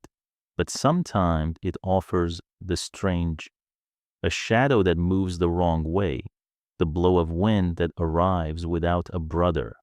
Your mind makes ghosts faster than the world can supply them. You learn to let most of them pass. At posts along the line, hunched figures lift their heads. Watchword, one croaks, and you answer with the countersign. The exchange is never musical. The words fit in the mouth like stones, chosen to trip strangers and sober the drowsy. The man nods, taps the butt of his bill on the ground twice, a little custom that says all's well without raising a shout. In some companies, they use clappers carved of oak, two boards hinged and snapped softly to stay awake. In others, they carry little horns for alarm, the kind that cough a single bitter note across the field. Tonight, you heard neither. Only the human instruments play teeth knocking quietly. A cough pressed against a sleeve. Beyond the rope line, pickets sit farther out. The lonely eyes. Sometimes a dog lies with them, ears twitching in the dark. Sometimes a pair of men and a brazier like a star fallen to earth. You do not go to them. If they call, you run. If they are silent, you leave their island alone. In the space between camp and picket, the dead ground that belongs to no one enemy feet try their luck. A scout's torch gutter, the brief scale glint of a helmet, a cough from a throat that does not know how to hide. Most nights, the only intruders are foxes and dreams. Some nights, history walks there, inside the ring. The watch keeps a different sort of order. A pile of billets waits like coin for a debt. You pay a length to the ash when the fire sighs too long. You learn to fold a log inward, to coax without flinging the sparks against canvas. Too much light brings eyes from miles away. Too little turns men into ice beside their own tents. You stir, and warmth lifts for a moment, like a hand placed briefly on a cold face. Sleep on watch is the oldest sin in the Army's catechism, and the punishments parade in every ordinance: loss of pay, loss of rations, loss of liberty, and, in grim companies, loss of life. Men repeat the penalties as if the repetition alone were a stimulant. They choose something bitter juniper, a scrap of leather just to keep the mouth awake. They sing softly to themselves, no melody, only a dogged thread of sound to chain the mind to the hour. You hum once, feel the note buzz in your chest under the layers, and let it go. There are tricks for marking time. In some camps, a rope is knotted and swung like a pendulum beside a post, a poor man's clock counting the arc by habit. Elsewhere, a candle is nicked, a shallow cut for each watch. When the tallow melts to the mark, you put a hand on the next man's shoulder. Clerks who fancy learning bring little sand glasses in padded bags, precious and fussy. They run wrong in damp weather and right in none. But the owner will glance at them as proudly as a knight at a falcon. Your mind does arithmetic without numbers. The fire you just fed will need another billet by the time you circle back. The eastern edge of the camp looks a shade less black. That means you are 1/5 nearer dawn, or only pretending hope. A drum, somewhere muffled to a heartbeat, turns twice, the signal for the outpost to test its line. You answer with the spear's butt to the ground. 2 strikes like a door knocked and opened. Men sleep like geography. There is the mountain of the snorer, the river of the restless roller, the field of quiet breaths. You pass each and give them your little tribute of attention. You let the sight of their living chests rise and fall, warm your own lungs for an instant. At one flap, a pair lies wrapped under a single blanket, faces turned inward like seeds. At another, a solitary shape shivers alone, his cloak gathered around his neck in a tight fist. You tuck a stray corner of canvas down over a boot that pokes out into the night. No one will thank you. No one needs to. False alarms are another currency. A gust that slaps the canvas like a hand can snatch a shout from a raw recruit.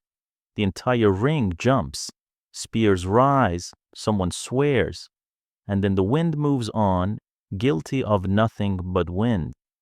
Other times the alarm is real enough, but small a horse that has worked its knot loose and decides to move camp on its own 4 legs. A pig that finds a sack of barley and gives a sermon on the subject. A dog that takes the moon for an adversary and denounces it until the sergeant tosses him a crust. You learn to read the pitch of sound and the scent of fear. There are commanders who make the rounds themselves. You have seen a lord with his cloak thrown over mail, face lined, eyes bright and unsleeping, step out of the dark like a story. He does not talk long. He looks at the rope, the ash, the posture of the man with the spear, and the look says everything. In such companies, discipline feels like a shared blanket. In others, it feels like a stone sat on your chest. Either way, the act of being seen is heat. Half the work of watch is keeping ghosts at a polite distance. Memory pads along at your elbow. The road behind you offers every failure you cannot mend. The road ahead offers every fear you cannot manage yet. You bargain with both. Give me until dawn. You say in your head, and I will think about you then. Some men pray in the gaps, their lips moving without sound. Others count the steps in loops of 50, knitting the minutes together into a scarf long enough to cross the cold. Your relief arrives with the particular clumsy kindness of the half-awake. He blinks, nods, fumbles the watchword, grips the spear as if it might jump. You murmur the countersign into his sleep-sour ear and tell him which fire sulks, which picket fidgets, which rope deserves a sailor's attention. He grunts gratitude that is also complaint. You forgive it, remembering yourself an hour ago. The camp at the end of your circuit looks different from the one you stepped into. Not warmer, not safer, only more yours. A ring you have drawn and redrawn with your own steps until it becomes a kind of handwriting. You duck back into the tent, the air instantly richer with bodies and the dense animal comfort of shared breath. Hands numb, you lay the spear along the gear, tug the cloak tight, slide into your slot, on a straw as carefully as a knife into its sheath. The noise inside is a soft machinery, men breathing, one coughing in a pattern you could sketch on a wall, a boot sole rasping when a foot seeks a better hollow. In the corner, the brazier lifts a small smile of heat toward the roof.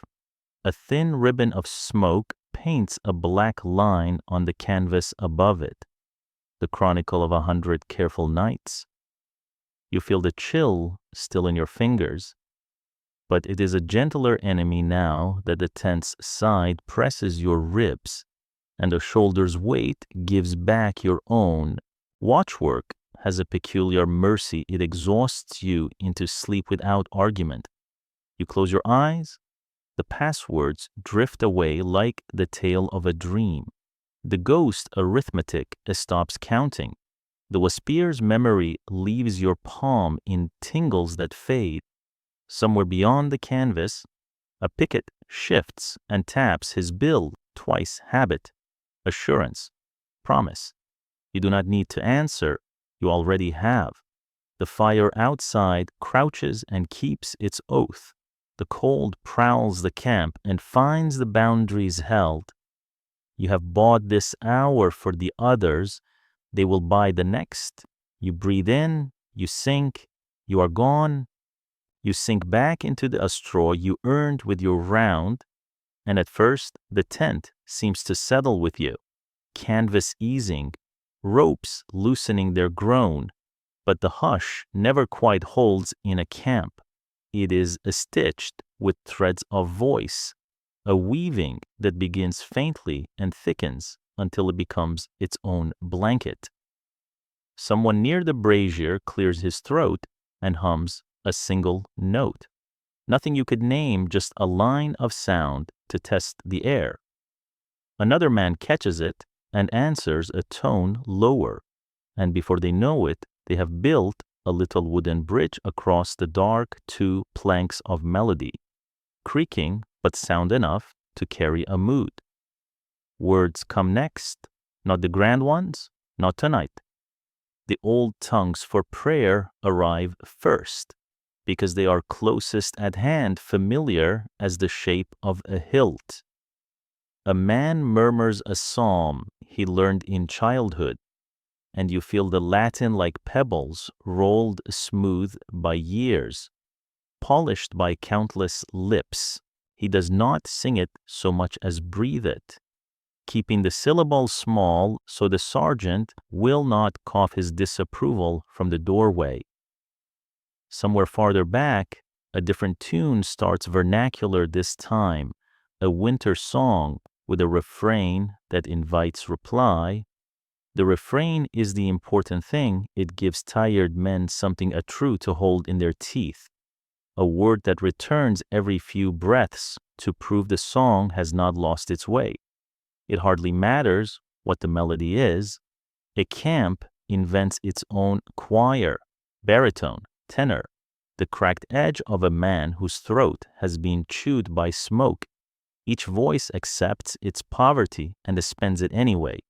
The sound warms by friction. You feel it in your own ribs, in the place where the cold had set up a lean-to and claimed a squatter's rights. It is not the blaze of a good log. It is the heat of 2 hands rubbed together stubbornly until circulation remembers its work. Then the talkers find their window. This is not the loud storytelling of midday, when a man who has earned his laugh will stand and carve his tail in the air with both hands.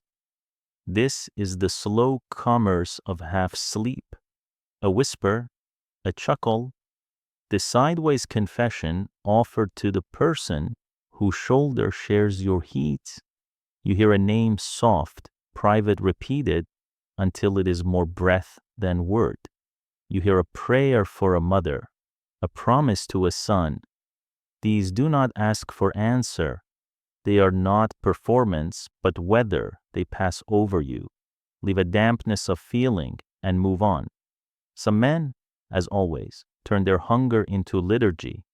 They say recipes as others say rosaries. You do not scoff. It works.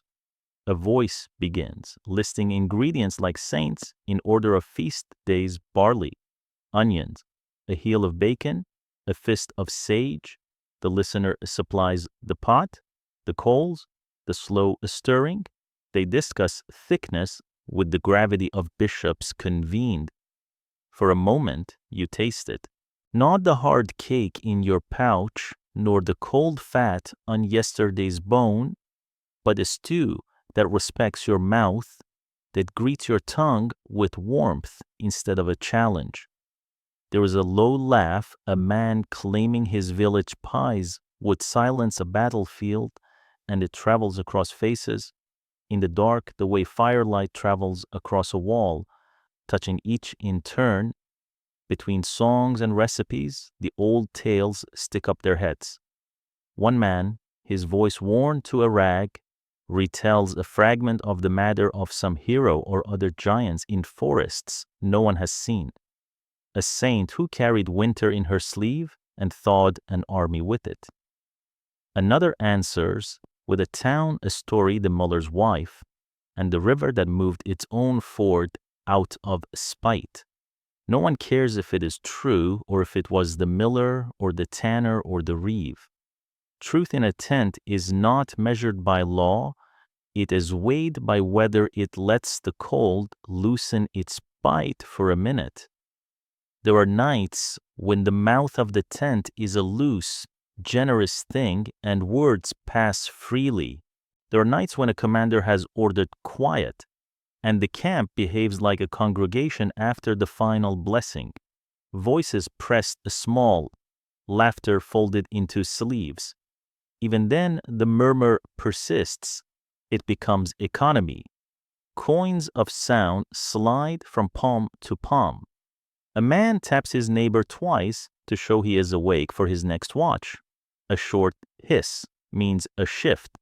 You great ox, you're on my hand. The softest knock against a shield says a spark has tried to wander. Restraint does not end the choir. It only teaches it to sing in miniature. What the voices do is simple and impossible. They build a kind of weather inside the tent that does not exist outside it. Cold air climbs walls and tests seams with clever fingers. Smoke looks for a throat to sit in. Damp works like a thief who knows where the good hinges are. The talk counters with a different climate. Men lay words over one another like cloaks. Jokes low, crude. Old as boots are thrown like extra blankets toward the thinnest sleeper. Even a groan earns a response. Aye, someone says out of the straw, a whole paragraph in the single word. I heard that.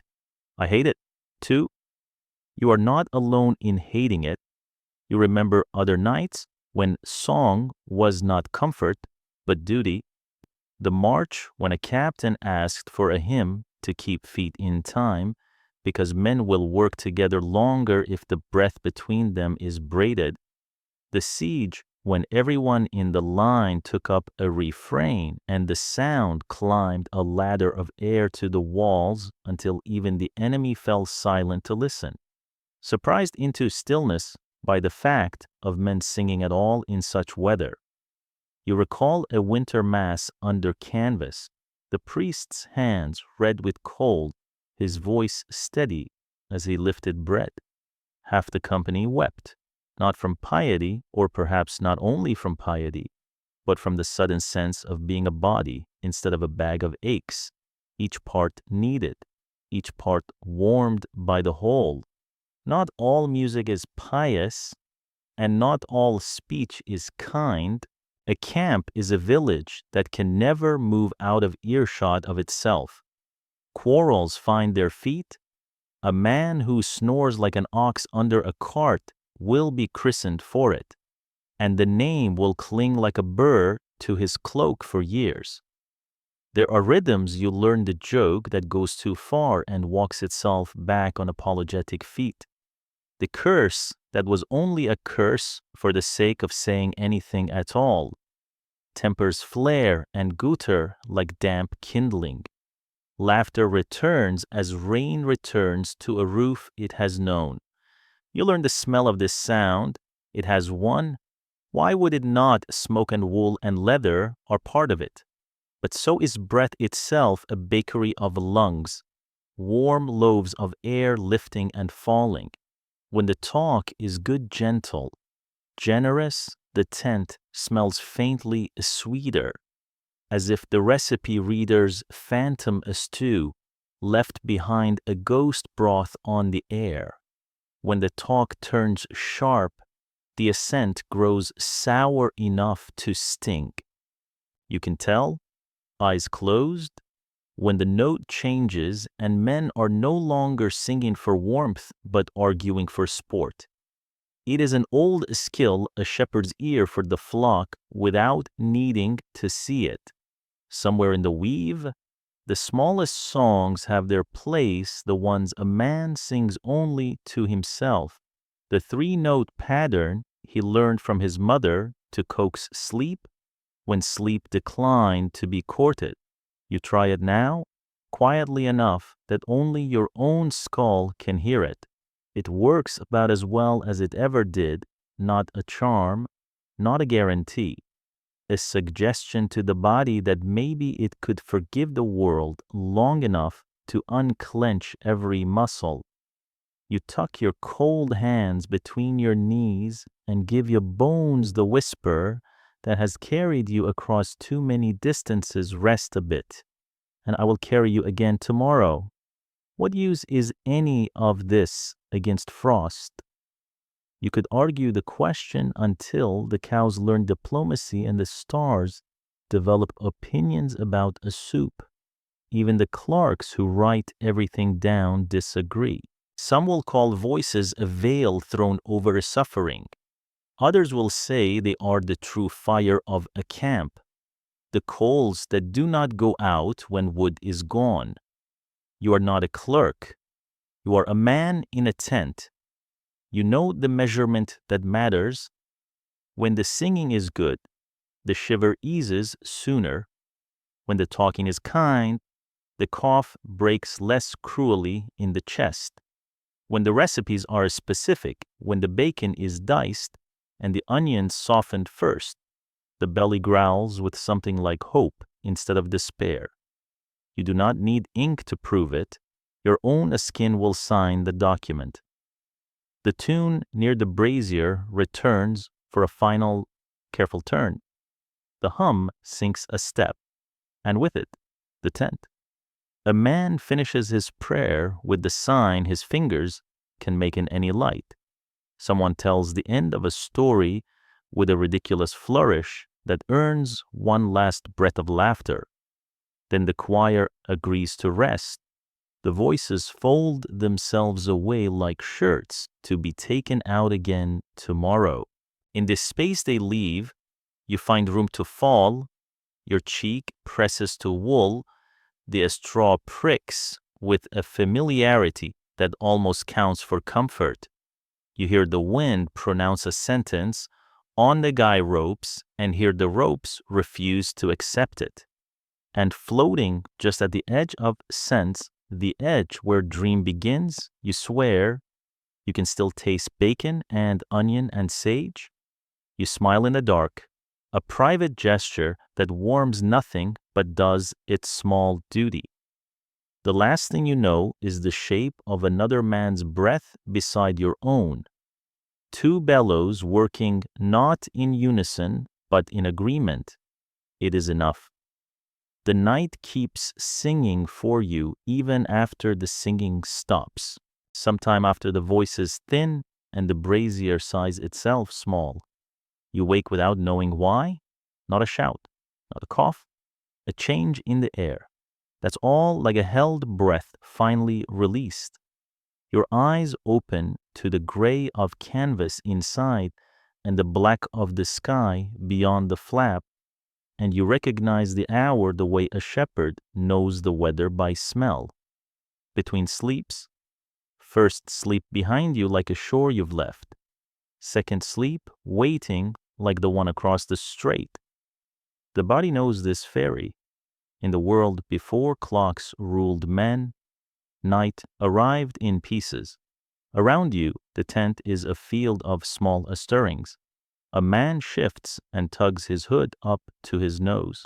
Another pushes an arm free of his cloak, scratches, then draws the wool back close. You listen to the camp's new music, not the mid-evening choir, but the discreet business of a people who must live between candles and dawn. There's always someone moving in this interval. A hand gropes for boots. A breath rises and holds, a prayer measured in held air. Straw whispers, leather creaks. The brazier's throat clears. You push your hands from the warm cave under your knees and sit. The air has weight now, a glassy stillness that the fire can't quite scratch. The pot of embers crouched by the entrance has fallen into a dark red azalk. You lift the lid with a scrap of wood and stir life back into it. Careful as a midwife, a vein of orange opens and runs, light like watered wine fleeing across faces. The men closest to it do not wake, but they turn their cheeks toward it in their sleep as flowers lean toward any hint of sun. There's work fitted exactly for this hour. You know it because your hands begin without permission.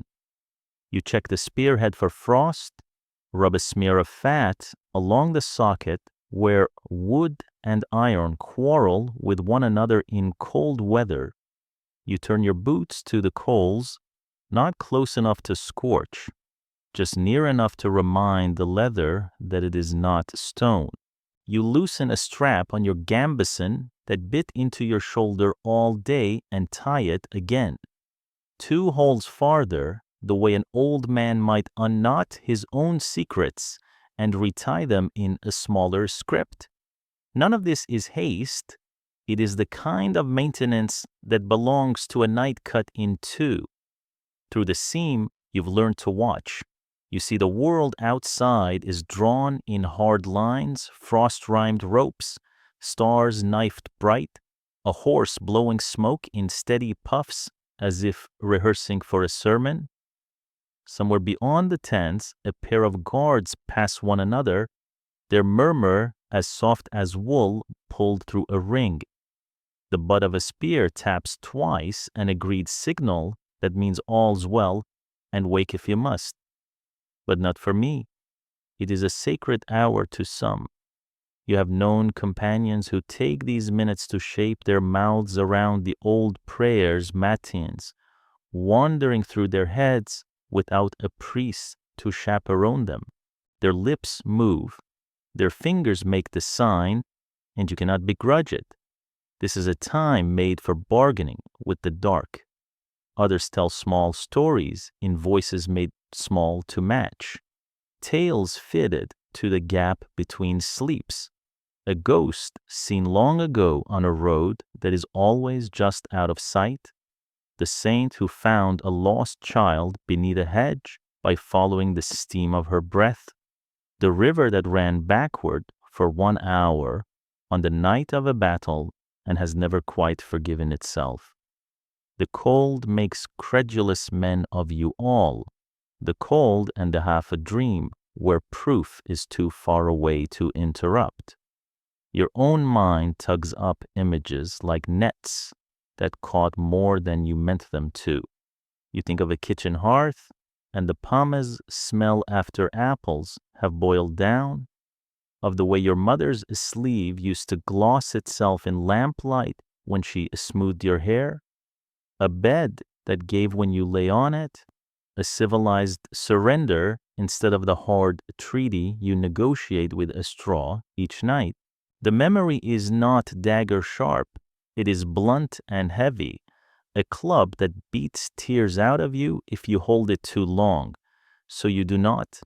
You let it swing past, and you turn to easier thoughts, what the cook might do with the bacon rind if you trade him your lump of stale cheese, whether the smith can be coaxed to rivet a strap before noon, what the road will be if the sun produces a thaw.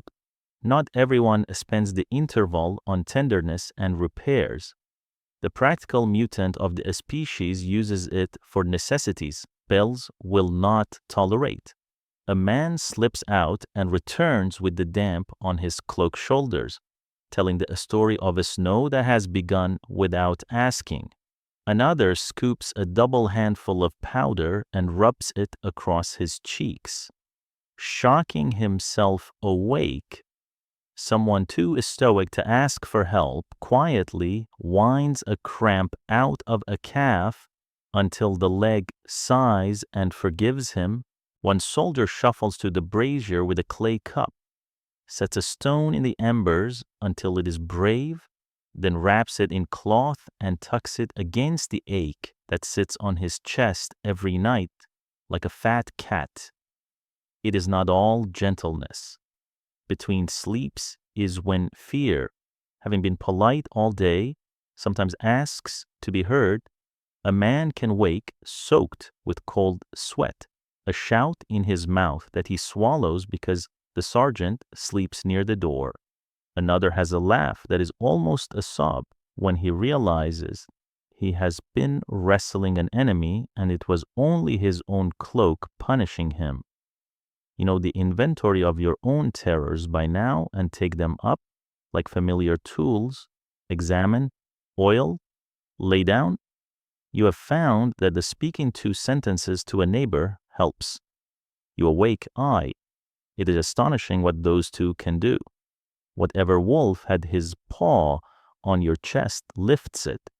You are again two men in a tent instead of one man in a story he cannot leave. There's the guard again outside, a pale shape crossing the darker. He pauses at the nearest fire and hums through his nose as if trying to remember a tune from home. It is not music, it is measuring. He is checking the state of his own spirit the way the cook checks porridge, thick enough to hold until dawn. Behind him, far off, a bell. It might be the voice of metal in frost, a wheel somewhere settling, a buckle complaining, but something like prayer drifts over the camp. If there is an abbey on this road, its brothers are at their work in the night. You are no monk, but it comforts you that somewhere men who chose this hour are giving shape to it, while you borrow a little courage and call it your own. You have heard men argue the merit of this broken sleep the way they argue every other tent fact that no one can prove. One swears that he rises stronger for the pause, that the body likes to split the night as a mason splits a stone, taking the edge to it twice instead of clubbing the hole through in one blow. Another curses the interruption, says it steals the deepness from both halves, leaves you stirring your own broth forever without ever getting to taste it. The recorder who writes wars in neat lines will pick whichever truth suits his theme. Your truth is humbler. Some nights the interval saves you. Others it simply passes, and you pass with it. You tend the ember pot again. The coals don't exactly brighten. They admit your authority for a minute. That is all. You use the minute. You ease your foot wrappings and swap the damp band for a dry one from your pouch. A little wealth you've hidden from yourself for just such a moment. You rub a bit of tallow into the cracked place at your thumb where the spear haft eats skin and lays down splinters. You thread the loose end of a strap through a buckle in the dark by feel, congratulating yourself on a small victory. It is good work for this hour, quiet, unheroic, faithful. Beyond canvas, the sky is a ledger. You try to read it, a smear of cloud from the west that will mean sleet by noon. A star should be there and is not, eaten by weather. The wind has turned meaner, or perhaps only more honest. The dog that adopted your row last week lifts the flap with his nose, considers the tent, and chooses a spot against your calves as if he owned it. His heat is blunt and convincing. He smells of ash and meat. His ears twitch at a mouse's arithmetic in the straw. You scratch the jowls once and feel him sigh all the way into your bones. By slow degrees, the tent remembers sleep. A man who had been sitting with his back against the pole slackens, his chin sliding down his chest. The embers settle with the softest applause. Your own head nods, and the nod does what a priest does, dismisses you with a sign to go in peace. You lower yourself again, careful of the dog, careful of the man whose shoulder you have borrowed all week, careful of the water-plump knot of a straw that always finds your cheek if you're not quick with a hand to smooth it. If there's a time when dreams come that are kinder, it is now. The first sleep carries the flotsam of the day, the wheel rut that tripped you, the curse you meant and the one you regretted as soon as it left your mouth, the face of the fellow who will not stop singing the same rude verse. The second brings a different cargo, less sharp and more edible, a loaf that tears open with steam, a door you know how to close, and once closed, the room is yours. Sometimes the second sleep is only a heavier dark and a longer drift. Sometimes you swear you can hear the very blood go about its work like a careful steward. The last thing you do before you let the ferry push off again is the smallest. You lay 2 fingers against the canvas and feel it vibrate with the outside. Wind like a hand sweeping rushes. Somewhere, a hoarse, stamping rhythm. Annoyed with frost. From another row of tents, a baby cry of kettle lid, and the low curse that follows as someone grabs it before it runs away in the night. You file these things into your head under the heading of World Continues. It helps to know that it does. Then you take the bargain night, offers a second mouthful of rest. It will not be enough. It never is. But it will be something. You curl yourself into the grammar your body learned as a child. Knees, hands, breath. Second sleep slides over you with the weight of a cloak that once belonged to someone richer. It smells of smoke and wool and dog. The camp breathes. You breathe with it. Dawn is not yet a promise, but it is out there inventing itself. And this is how men reach it, by crossing the middle of night in 2 honest parts. You wake to that delicate hour when the canvas is neither night dark nor dawn pale, and some small cruelty of contrast pricks your eye's fur, not yours.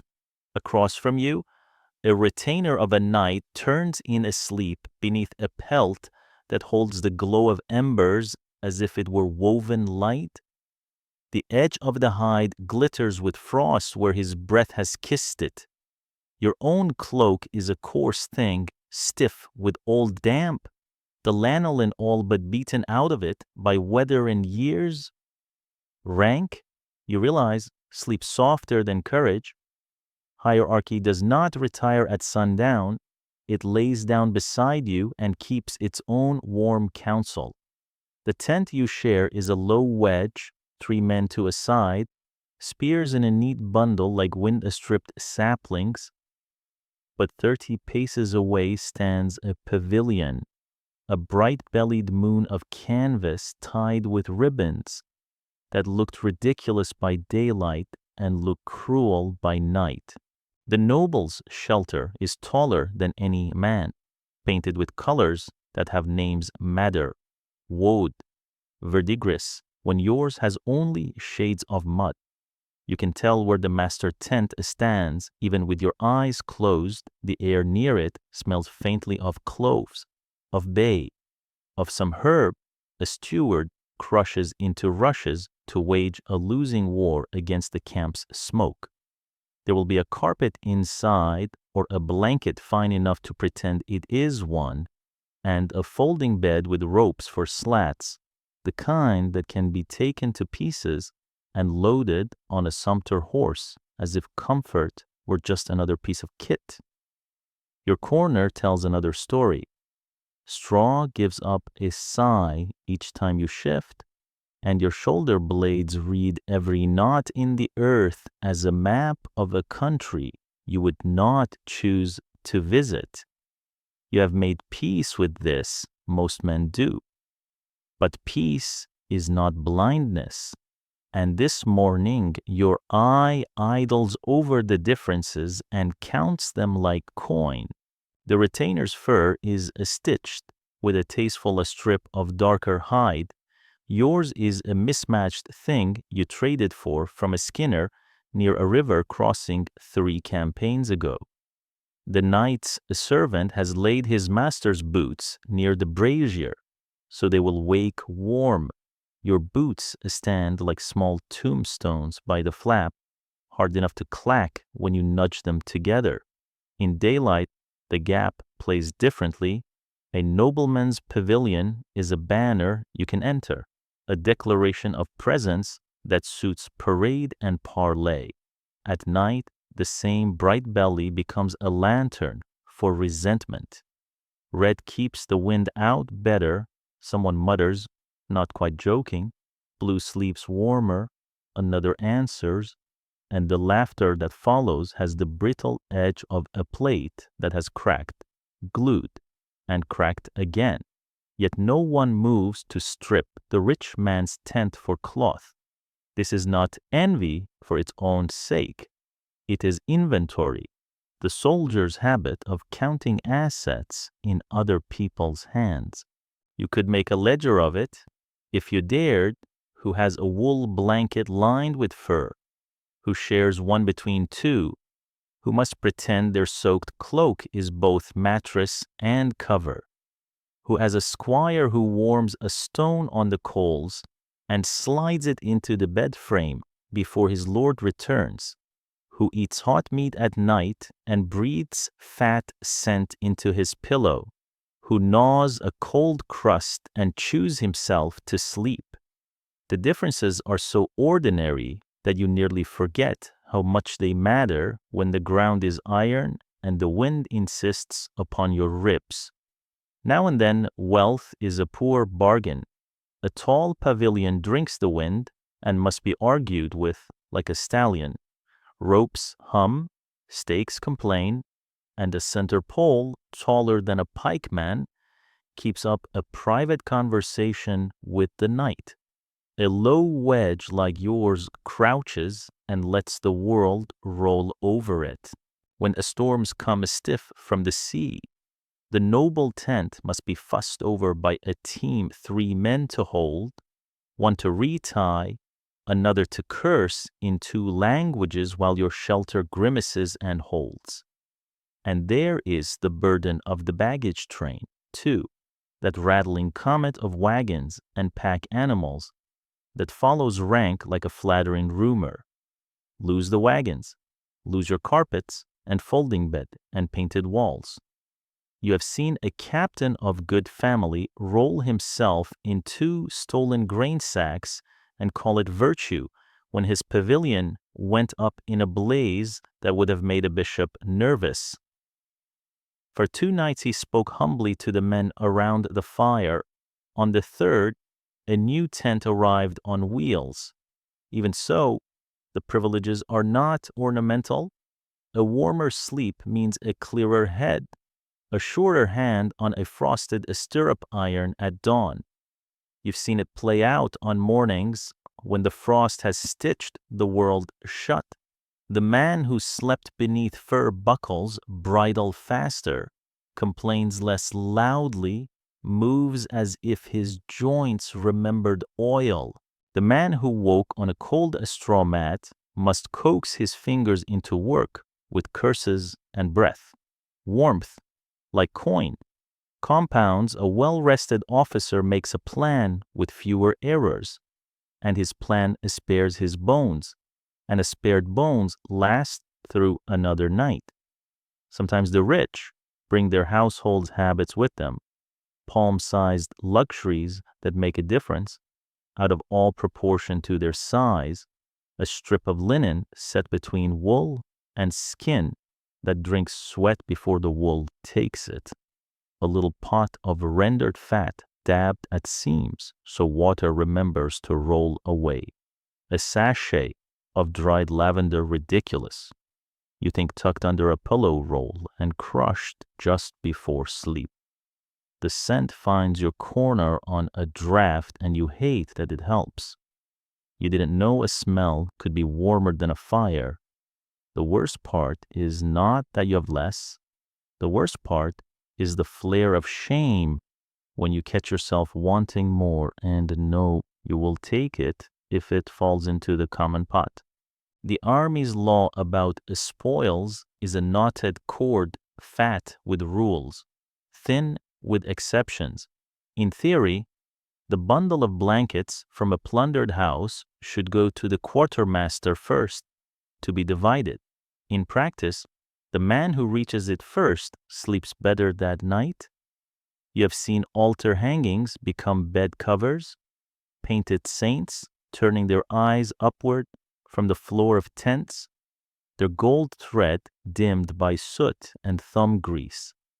You have pulled a curtain from a wagon yourself and shared it among four. You told yourself its former life made it not warmer, but weightier. You slept like a sinner and woke grateful, yet the ledger tilts back in strange ways. You remember a winter in the hills when a lord's daughter embroidered his travel blankets with scenes of stags and vines. The thread was strong, but the cloth was weak. By the fourth week, the edges had gone to lace where the ropes bit them, and the tent leaked at every seam as if stabbed. Your wedge held, your straw, changed twice by patient thieving, remained dry. You swallowed your laugh because men with cold pride still command. But you learned something. Not every fine thing is fit for field work. Not every coarse one is a curse. Watch the choreography and you'll see the class divide even in how men prepare for bed. The retainer folds his master's cloak by habit into a pillow roll, beating the edge straight with the flat of his palm as if he were setting a page into a binding. He lays a rug every inch too precious for feet over the packed earth to make a path between door and bed. He sets a kettle on the low brazier purely to steam the air and tosses in peelings of orange saved since the last town, as if to summon a summer none of you have time to visit. Your drill is a different dance boots aligned so you can lurch into them at a shout, spear laid close to hand, gambeson doubled under the hips to guard the hip bones, cloak pulled to the chin, face tucked away from the drip that always finds the one seam no one can fix. But the line is not unbridgeable. On a night when a sleet came sideways and stayed, the nobleman whose retainer you envy pulled his fur off his own shoulders and laid it over two boys so newly raised to the ranks, their voices had not yet chosen men's or children's. The tent fell silent in that small astonishment. Later, you watched those boys carry water without being asked to the steward's table. A gift makes a rope between two poles where before there was only cold air. The rope holds more than canvas. You have also watched a poor man with a fine blanket become meaner than weather. He found it in a ditch after a rout, a striped, thick, the kind that would fetch real money in market, and he folded himself inside it each night so tight the others called him Snail. He slept warm and woke selfish. When he fell sick and coughed into that blanket until it shone with damp, he would not let anyone touch it. They burned it when he died because no one could stand to see the comfort go on without him. The smoke smelled sweet, and no one met anyone else's eyes until it thinned. If you were to write the rule of it, you could fit it on the back of a spoon.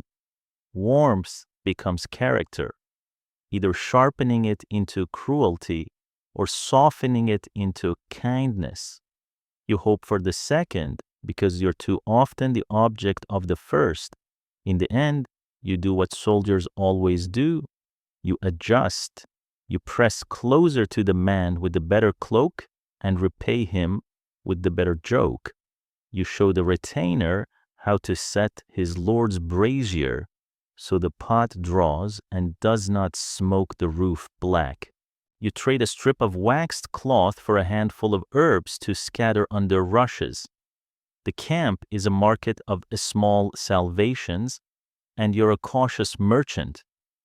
When the first honest light finally arrives, it peels the world in layers. The pavilion across the way loses its magic and becomes what it really is: poles, pegs, and cloth that needs mending. Your wedge looks the same as ever, which is a different kind of comfort. You rub your hands and think not of fairness. There is none but of leverage. What can be borrowed, bartered, learned? The rich sleep differently, yes, but even their beds must be struck, their carpets rolled, their fur shaken against the morning. The cold is an impartial taxman. He knocks on every door in camp. You have learned to pay him in stubbornness, and that coin spends the same in any tent. You come awake to a peculiar hush, as if the night is holding its breath, and to a dim orange bead of light near the tent flap. Not a flame, a glow. A clay pot squats there, like a toad by a puddle, its rim soot black, the little perforations along its shoulder winking as if the vessel were breathing. You edge a hand toward it and feel a gentle heat that seems to gather in your palm rather than strike it banked coals, not fire. Someone slipped out in the last watch, stole a shovelful of embers from the camp hearth, and hooded them in ash before carrying them back through the frost. He set the pot down and crept to his cloak without a word, because warmth is a kind of contraband that no one ever truly owns. Under canvas, a brazier changes the air. The chill in your nose eases first. Then your knuckles unkink. Your shoulders let go of the hard notes they've been humming all night. Even sound changes character. The tent's old litany drip at the seam, creak of rope, wet cough. Prayer muttered into wool slides down a step, becomes less sharp, as if the tiny hearth were tuning the room. You shift nearer with the careful greed of a man who has learned the difference between enough and too much. Improvisation makes these stoves in a shallow bowl of clay, a bronze pan with punched holes, an iron scuttle pressed into duty, sometimes only a thick-walled cooking pot with a few drilled vents and a handle wound with rag. The trick is always the same: feed the coals with a whisper, not a breath. Heap ash over them until they stop shouting and only speak in that low red voice. Then keep the pot from the canvas by a spear's length and from the men by a hand's breadth, because comfort in a circle always has a greedy edge. There is a lore of coals that every army eventually learns. A pot too clean is a liar. It has never done its work. One that stinks as soon as the lid is lifted is trying to kill you. You want the smell of warm earth and all the smoke? Not the sharp bite that tightens the back of your skull and lures your eyelids down. Men don't have the word for it. No one speaks of poison you cannot see. But every winter there are stories of lads who slept like kings and did not wake, their faces ruddy as if the pot had kissed them too kindly. After those tales, the brazier always sits a little nearer the flap for a week or two, until pain and habit nudge it back toward the center where the heat can reach more backs. Around that low heart, the night collects. A man sets his boots a careful distance from the side and turns them quarter by quarter, so steam lifts rather than leather blisters. Someone drapes a damp hood over the pot's earthen lip, tightens his mouth when a drop sizzles, then smiles anyway when the wool goes from miserable to merely tolerable.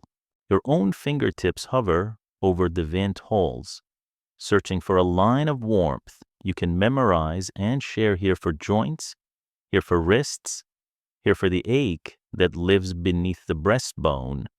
Occasionally, the brazier becomes a perfumer's apprentice. Pine needles, rosemary, even apple peelings go in, a pinch at a time, and for a little while the tent smells like the corner of a kitchen you pass too quickly to claim. Men will tell themselves the herbs drive biting things away. Perhaps they do. Perhaps they only give you a reason to breathe more deeply for 5 minutes, and remember that air can taste of something other than wool and ash. A lad with a scabbed lip holds a sprig of thyme as if it were a saint's bone and lowers it into the red belly with a solemnity that would make a priest smile. Here warmth is faith's cousin, both invisible, both persuasive. How common were these private sons? Ask 10 tales, and you'll hear 12 answers. Some insist only officers could afford them. Iron plates and riveted pans pulled from baggage wagons, along with bed frames and rugs. Others swear that every company found some way: a pot from a village kiln, a kettle with its bail broken to cradle coals indoors on the coldest nights. On the march, you've seen the middling sword slip a little brazier atop a hand cart beside the sacks and the spare heads of spears, because the evening's first duty is not always pitching tents. Sometimes it is setting a heat that will wait for you while you wrestle the canvas into obedience. Discipline plays a flute in this business, too. Thin and insistent, commanders argue with the danger. Sparks climb, canvas drinks them as smoke climbs, men's heads nod. In some camps, the order is absolute: no fire under cloth, no coals nearer than a man's height to any tent wall.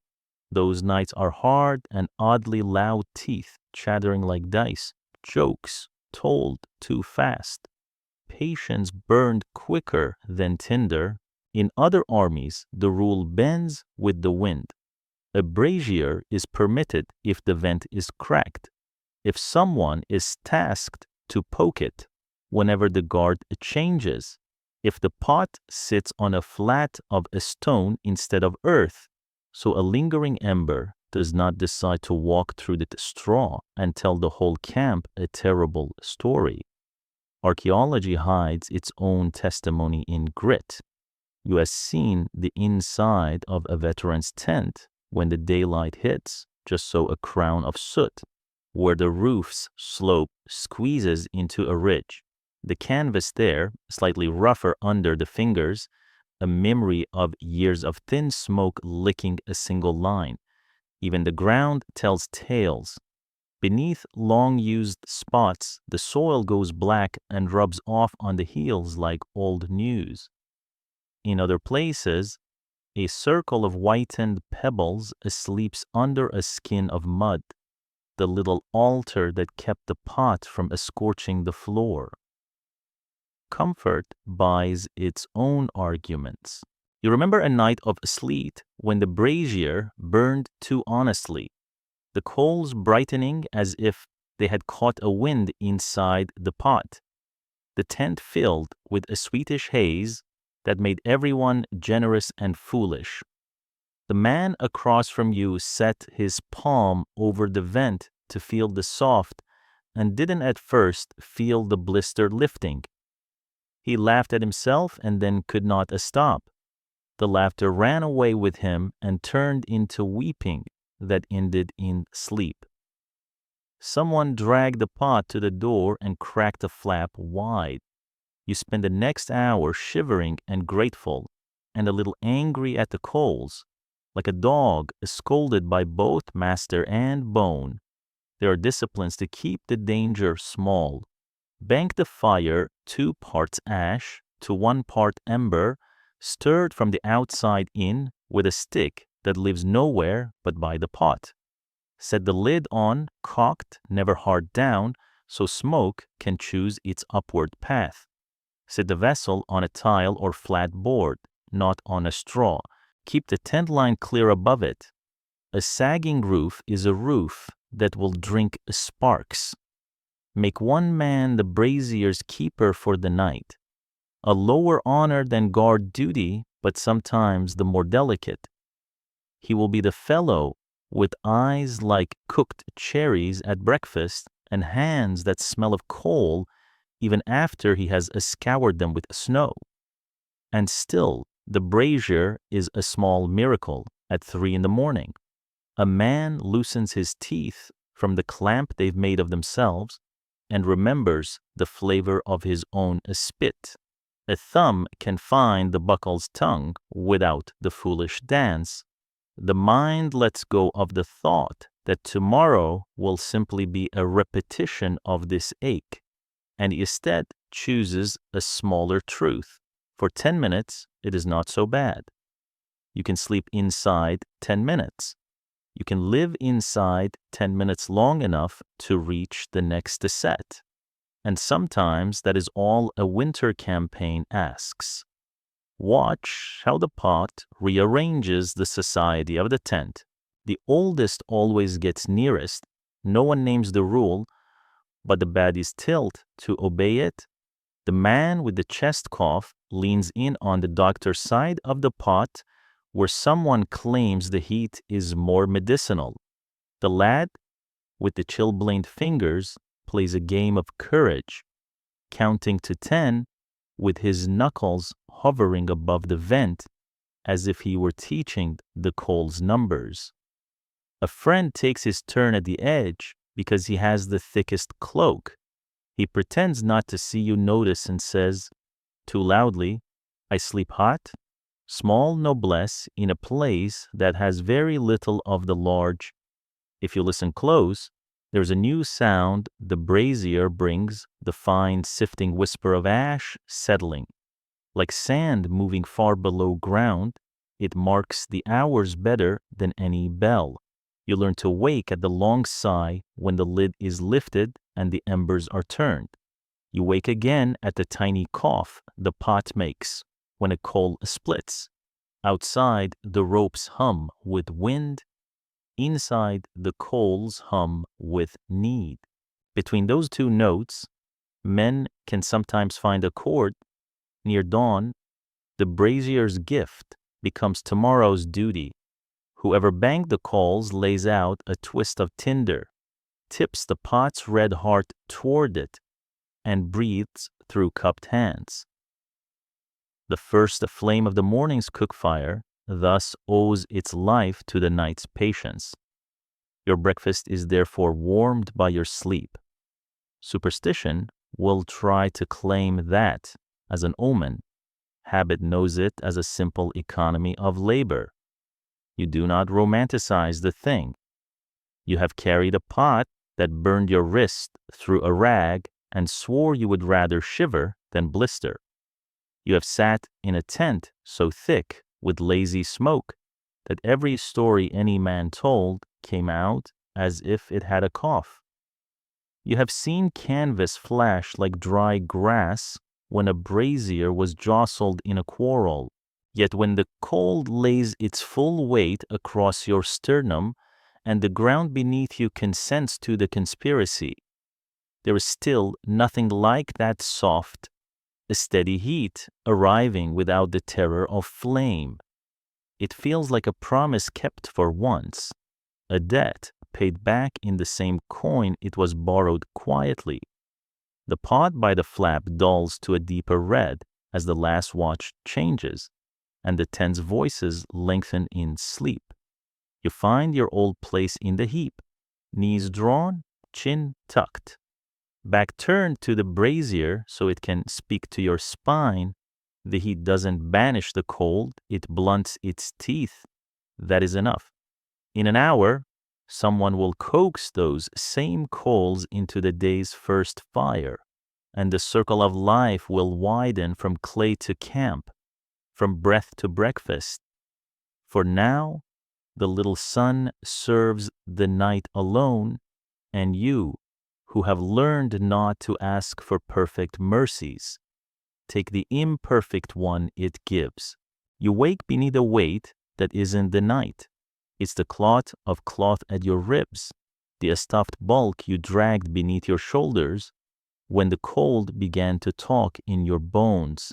In the dark, you paw at it and know the feel by heart, the gambeson arming doublet, jack, akiton, whatever a man's tongue calls it in his country, quilted in long lanes, cross-hatched in diamonds, or puckered into small hillocks, where the stitcher's needle bit and bit again.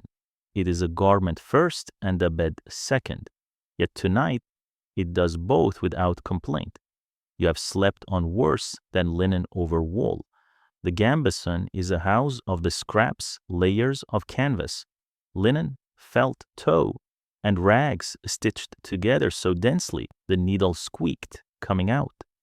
The tie's arming points still dangle from the seams, stiff with sweat and grease, ends hardened where they once knotted into plate or pulled mail up to kiss the shoulder.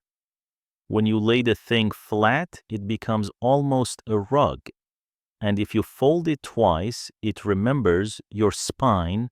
That is, the bargain wore it by day so it can wear the earth for you at night. A plain fact, soldiers made bidding of what they already carried. The padded coat that blunted bruises under iron also blunted frost under ribs. You shrug the memory of yesterday's march out of its quilt and let the quilting accept the weight your joints no longer wish to hold. Men say different things about the gambeson's heft. Some swear theirs weighs no more than a child. Others curse theirs as a wet dog that refuses to climb off. But in the night, the numbers do not matter. The bulk is what keeps the ground's cruelty at arm's length.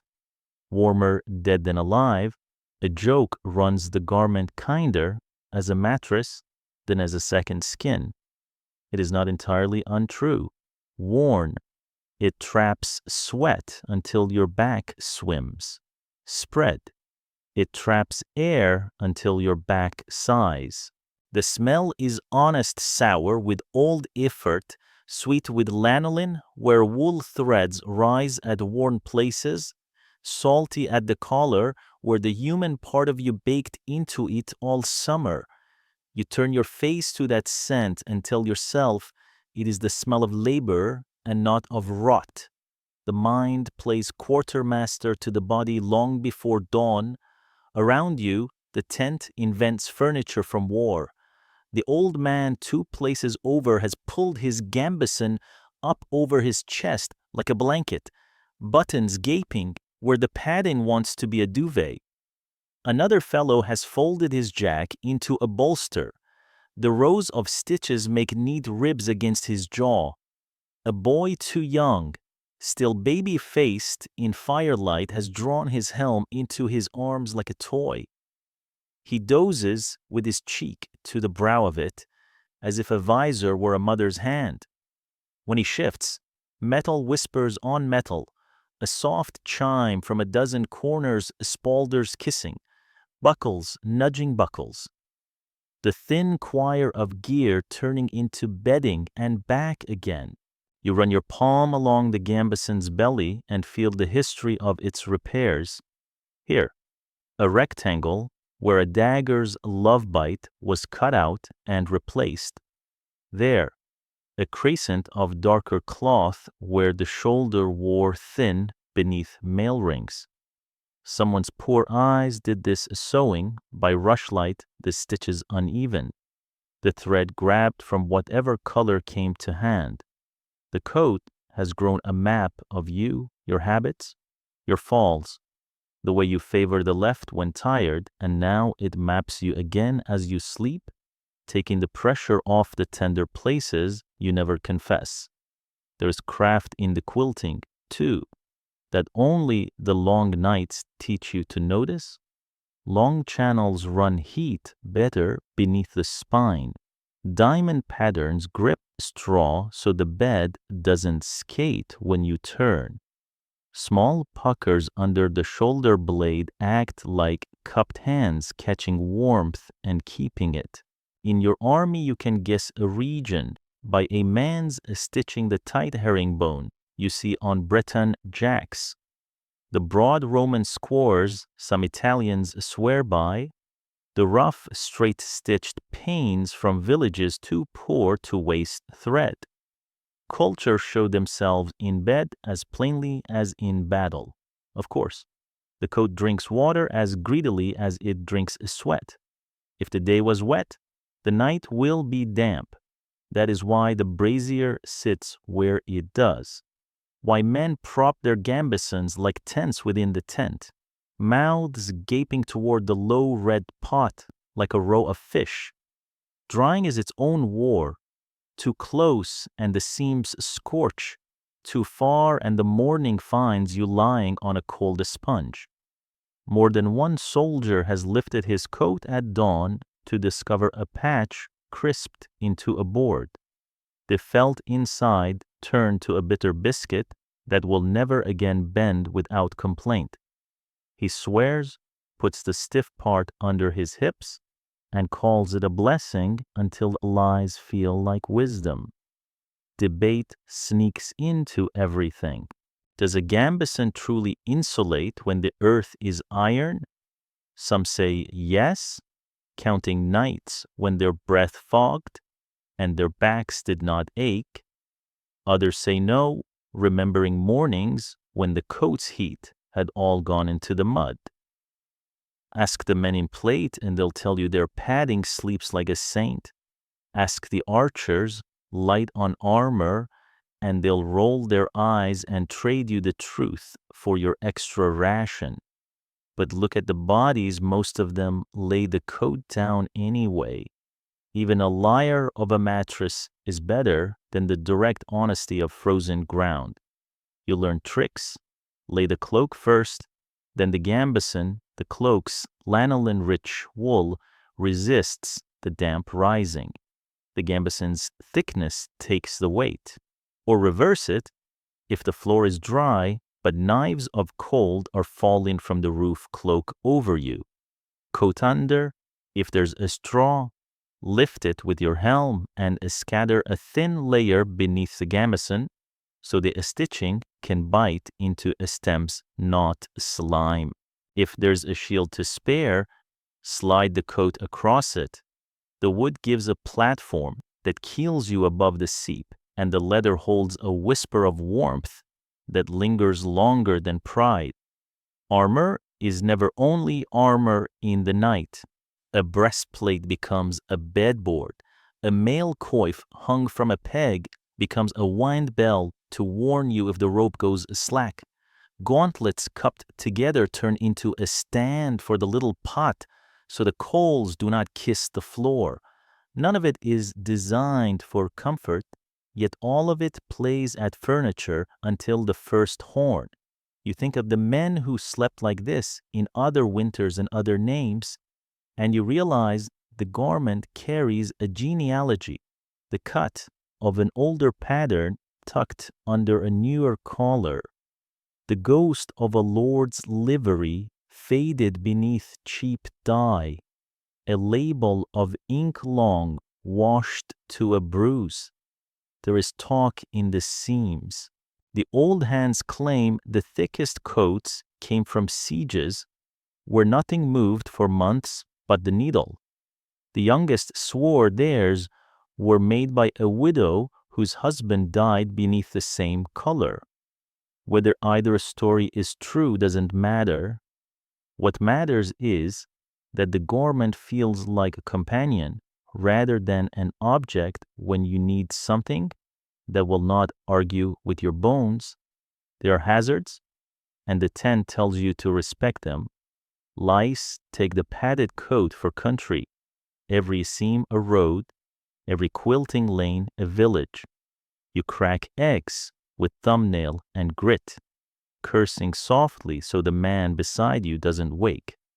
The stuffing holds smoke for a week after a rain. Some mornings you taste yesterday before you taste today. The arming points knot up like little stones and make the first 10 minutes sleep an exercise in diplomacy between rib and cord. Yet when dawn comes thin and pale and you peel yourself up, you know the gambeson has bought you an hour you wouldn't have otherwise owned. Sometimes you flirt with luxury. If loot has brought a rug, a real one, you lay the coat beneath it. And for a glorious night, the world remembers what softness can mean. If a friend with better fortune than yours shares a fur, the gambeson becomes the undersong, bass to the fur's treble. And you dream of beds that do not end with bugle or bray. Those are the nights that hurt later. Habit is a merciful jailer. Kindness lets you see the bars. A finer irony blacksmiths and armorers hate to see their work laid on wet earth.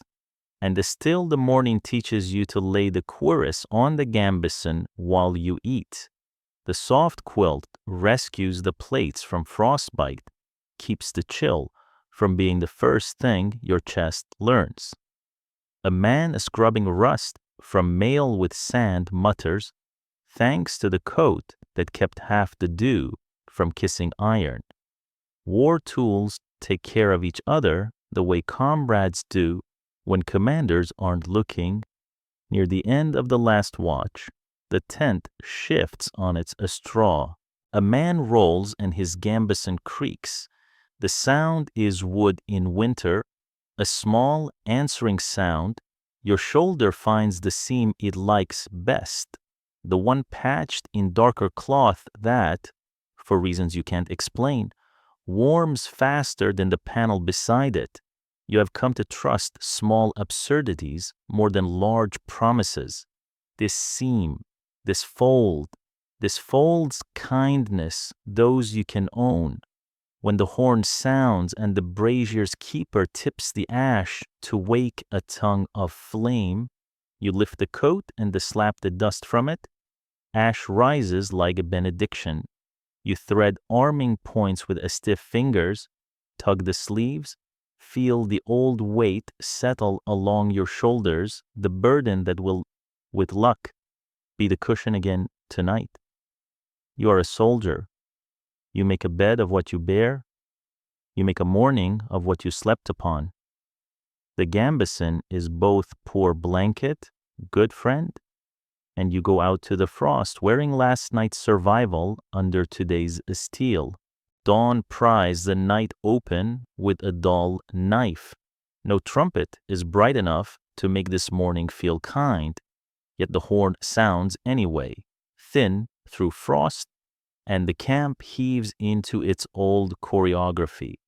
You sit up in the cold that lives in canvas and rope and bone, and you do the thing soldiers have done across winters without number. You make the body move before the mind agrees. The tent around you sheds sleepers like a tree, sheds birds. Cloaks slither from shoulders, straw scuffs. Someone swears at a knot. A cough answers back. The little brazier gives up a last orange sigh as a boot heel nudges it safe. Breath plumes from mouths like brief banners, proof of 100 stubborn lungs. There is no luxury to waking slowly in a field. Orders arrive in the smell of smoke and ash and boiled grain. The quartermaster's lads are already at it, banging the lids off cauldrons, ladling out porridge thick as a sermon. The taste is ash and salt and something like comfort, if you're willing to pretend. A slice of yesterday's bread goes into a palm like a coin you dare not spend badly. Men eat standing, or crouched on haunches, or with helms for bowls, steam fogging chilled cheeks. You see all the small economies of warmth, the way a man rests his boots on a shield turned upside down to lift them from the rime, the way another hugs a mess tin because heat is heat, whether for belly or hands. Then the tent you called a house becomes fabric again. Pegs come up with a grudging crack. Ropes loosen. Knots spit out their chilled tongues. 4 hands to a pole, 6 for the large pavilion, 2 for the plain bell that has served you well enough. Linen and canvas fold to the rhythm of a drill as old as the stitching. One man rolls, one shakes an edge to shed beads of ice. Another tucks a corner like a nurse kinds a wounded limb.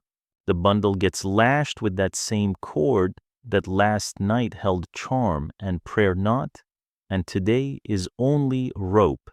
You hoist, you grunt. The weight is honest. It remembers the snow that sagged it and the wind that hunted it. You lash the poles to a cart already shouldering other mornings. The wheels squeal in frost and mud. Someone slaps the ox's flank and calls him by his saint's day name. Around you, the camp pinches itself into columns.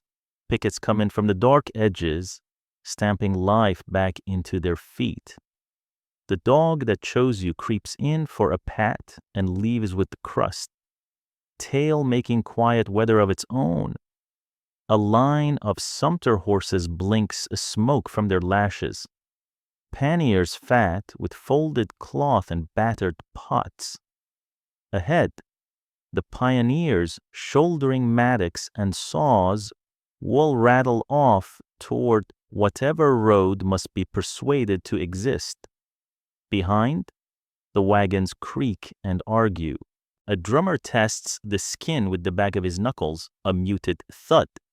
A nod, then hangs the strap and waits for the captain's hand. Banners, furled all night like exhausted birds, shiver and climb their poles. The colors bleed into pale light, thread catching frost like dew. They are not warmth, but they feel like it. Roll call runs past you, the sergeant's voice counting men and mornings together. Names answer like flints here, here, here. When a space stays silent, no one looks at it long. The clerk scratches a mark beside yesterday's senseless loss and tugs his sleeve down over frozen fingers. Somewhere a priest mutters a prayer that sounds like smoke, curling up and away, not bothering the sky. The guard captain announces the day's watches. Someone groans fourth watch again, the black salat before dawn, the hour when even saints yawn. A few men grin without humor and slap the chosen on the shoulder as if courage were contagious. This is the hour when all the 1,000 little nights you have lived condense into one simple truth. The will to lift and walk is what saves you as surely as a cloak or coals. You feel it in the way the column takes its own first step hesitant, then sinking like a great animal. Boots bite frost, leather squeaks questions and gets no answers. Mail chimes, wood sighs, the sound stacks into rhythm, a dull hymn to persistence. Your gambeson, still warm from sleep, becomes again the pad between skin and iron. Your cloak, stiff-edged with yesterday's storm, turns into a traveling roof. Your straw, clinging to hair like pale thorns, becomes a joke someone makes at your expense, and you allow it, because laughter lubricates joints as well as grease. The road takes you because all roads do. It is not even a road for the first mile, only rutted ground rehearsing the idea. The pioneers hack a ditch where a stream has decided to be unhelpful. Men throw branches into a sucking place, then throw curses on top, then throw their weight across and make a bridge of themselves. You follow? The cold that guarded your sleep now becomes the same cold that makes the breath taste clean for a heartbeat before smoke and wool reclaim it. In fields, a farmer and his sons stare like stones, counting banners with their eyes, counting how many loaves their oven cannot bake. Now you have passed. You do not meet their gaze. You fold the guilt into the same corner of the pack that holds your spare ties. There's only so much a man can carry and still march. Stories travel quicker than feet in such hours. Someone at your elbow retells the one about the archer from the last campaign who lined his boots with moss and never felt the cold once. A pikeman swears by onions under the soles. A rider, too pleased with his own luck, brags of a velvet coverlet folded twice in his saddlebag loot that sleeps warm and smells of roses still. You listen and do not begrudge him, because nights have taught you to respect any charm that works, even if it is only pride. Another voice mentions the desert, where sand keeps heat like a miser and gives it back to your bones after sundown. Another answers with a winter river crossed at midnight, when Cloaks froze to horsehair and the captain ordered laughter to keep men from shattering. These are not bragging rights. They are lit coals passed from hand to hand. By mid-morning, the dawn's cruelty softens into the manageable cruelty of day. Your fingers are yours again. The sun remembers its old duties and avoids performing them with any enthusiasm. A halting call ripples backward. The column compresses and breathes. Tin cups knock against belts. Someone has coaxed a fire from twigs pulled from under a hedgerow, and a dozen men hovered their palms, backs still cold as secrets. A lad with a voice too cheerful for January sings the first verse of something learned at harvest, and a half-dozen throats join without permission. The tune is homely. It knows nothing of war. That is why it helps. You look down at your shadow, thinned out by the low light so that it looks longer lived than you feel. The tents that coddled and coughed and stank and saved you are just bundled on beasts now, stepping patiently.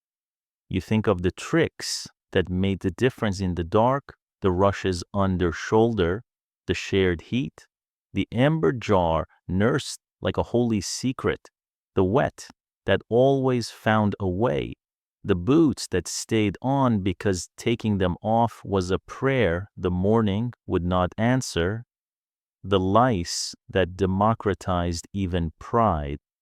the songs that held the canvas up when the ropes behaved badly, the charms that meant nothing and everything. You think of nights in siege when time was a kind of weather, nights in deserts that bit like snakes, nights in forests where every gust was a finger at the flap.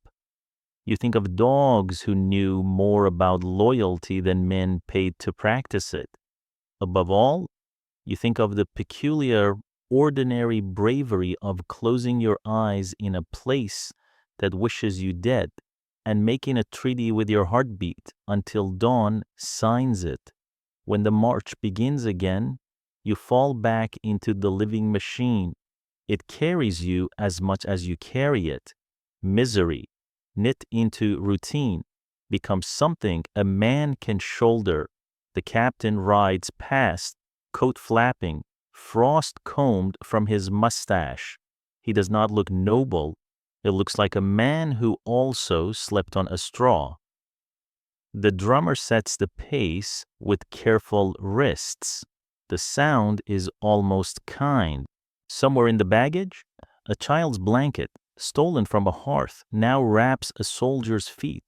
Somewhere, a noble's embroidered cushion pads a cart's axle.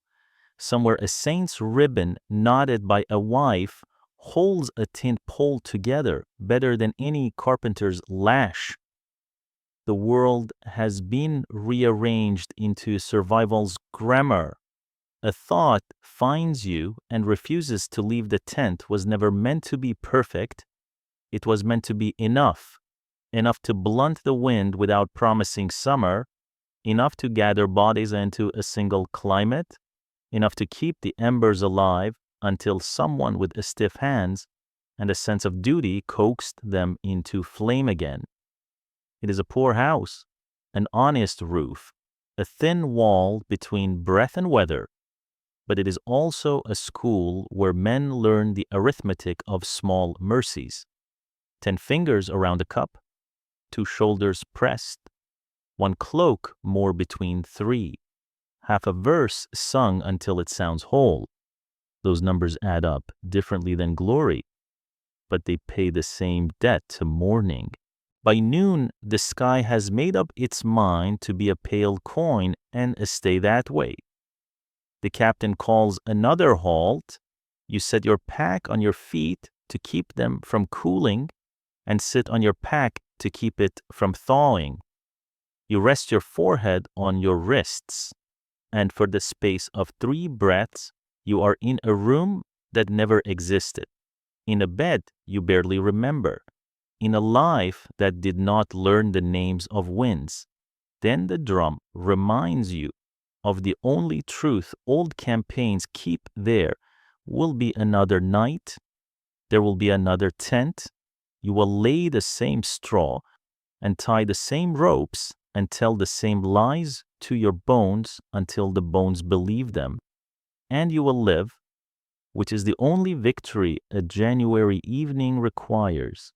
If you were the sort to speak to those listening from somewhere warm, you might say, "This take your blanket and imagine it is a scratchy and brave. Lower the lights and imagine they are embers. You banked carefully with a stick you had to steal from a hedge. Listen to the small noises of your house, the heat kicking on, a pipe settling, the neighbor's cat complaining to the moon, and count them as proof of the life crowding close.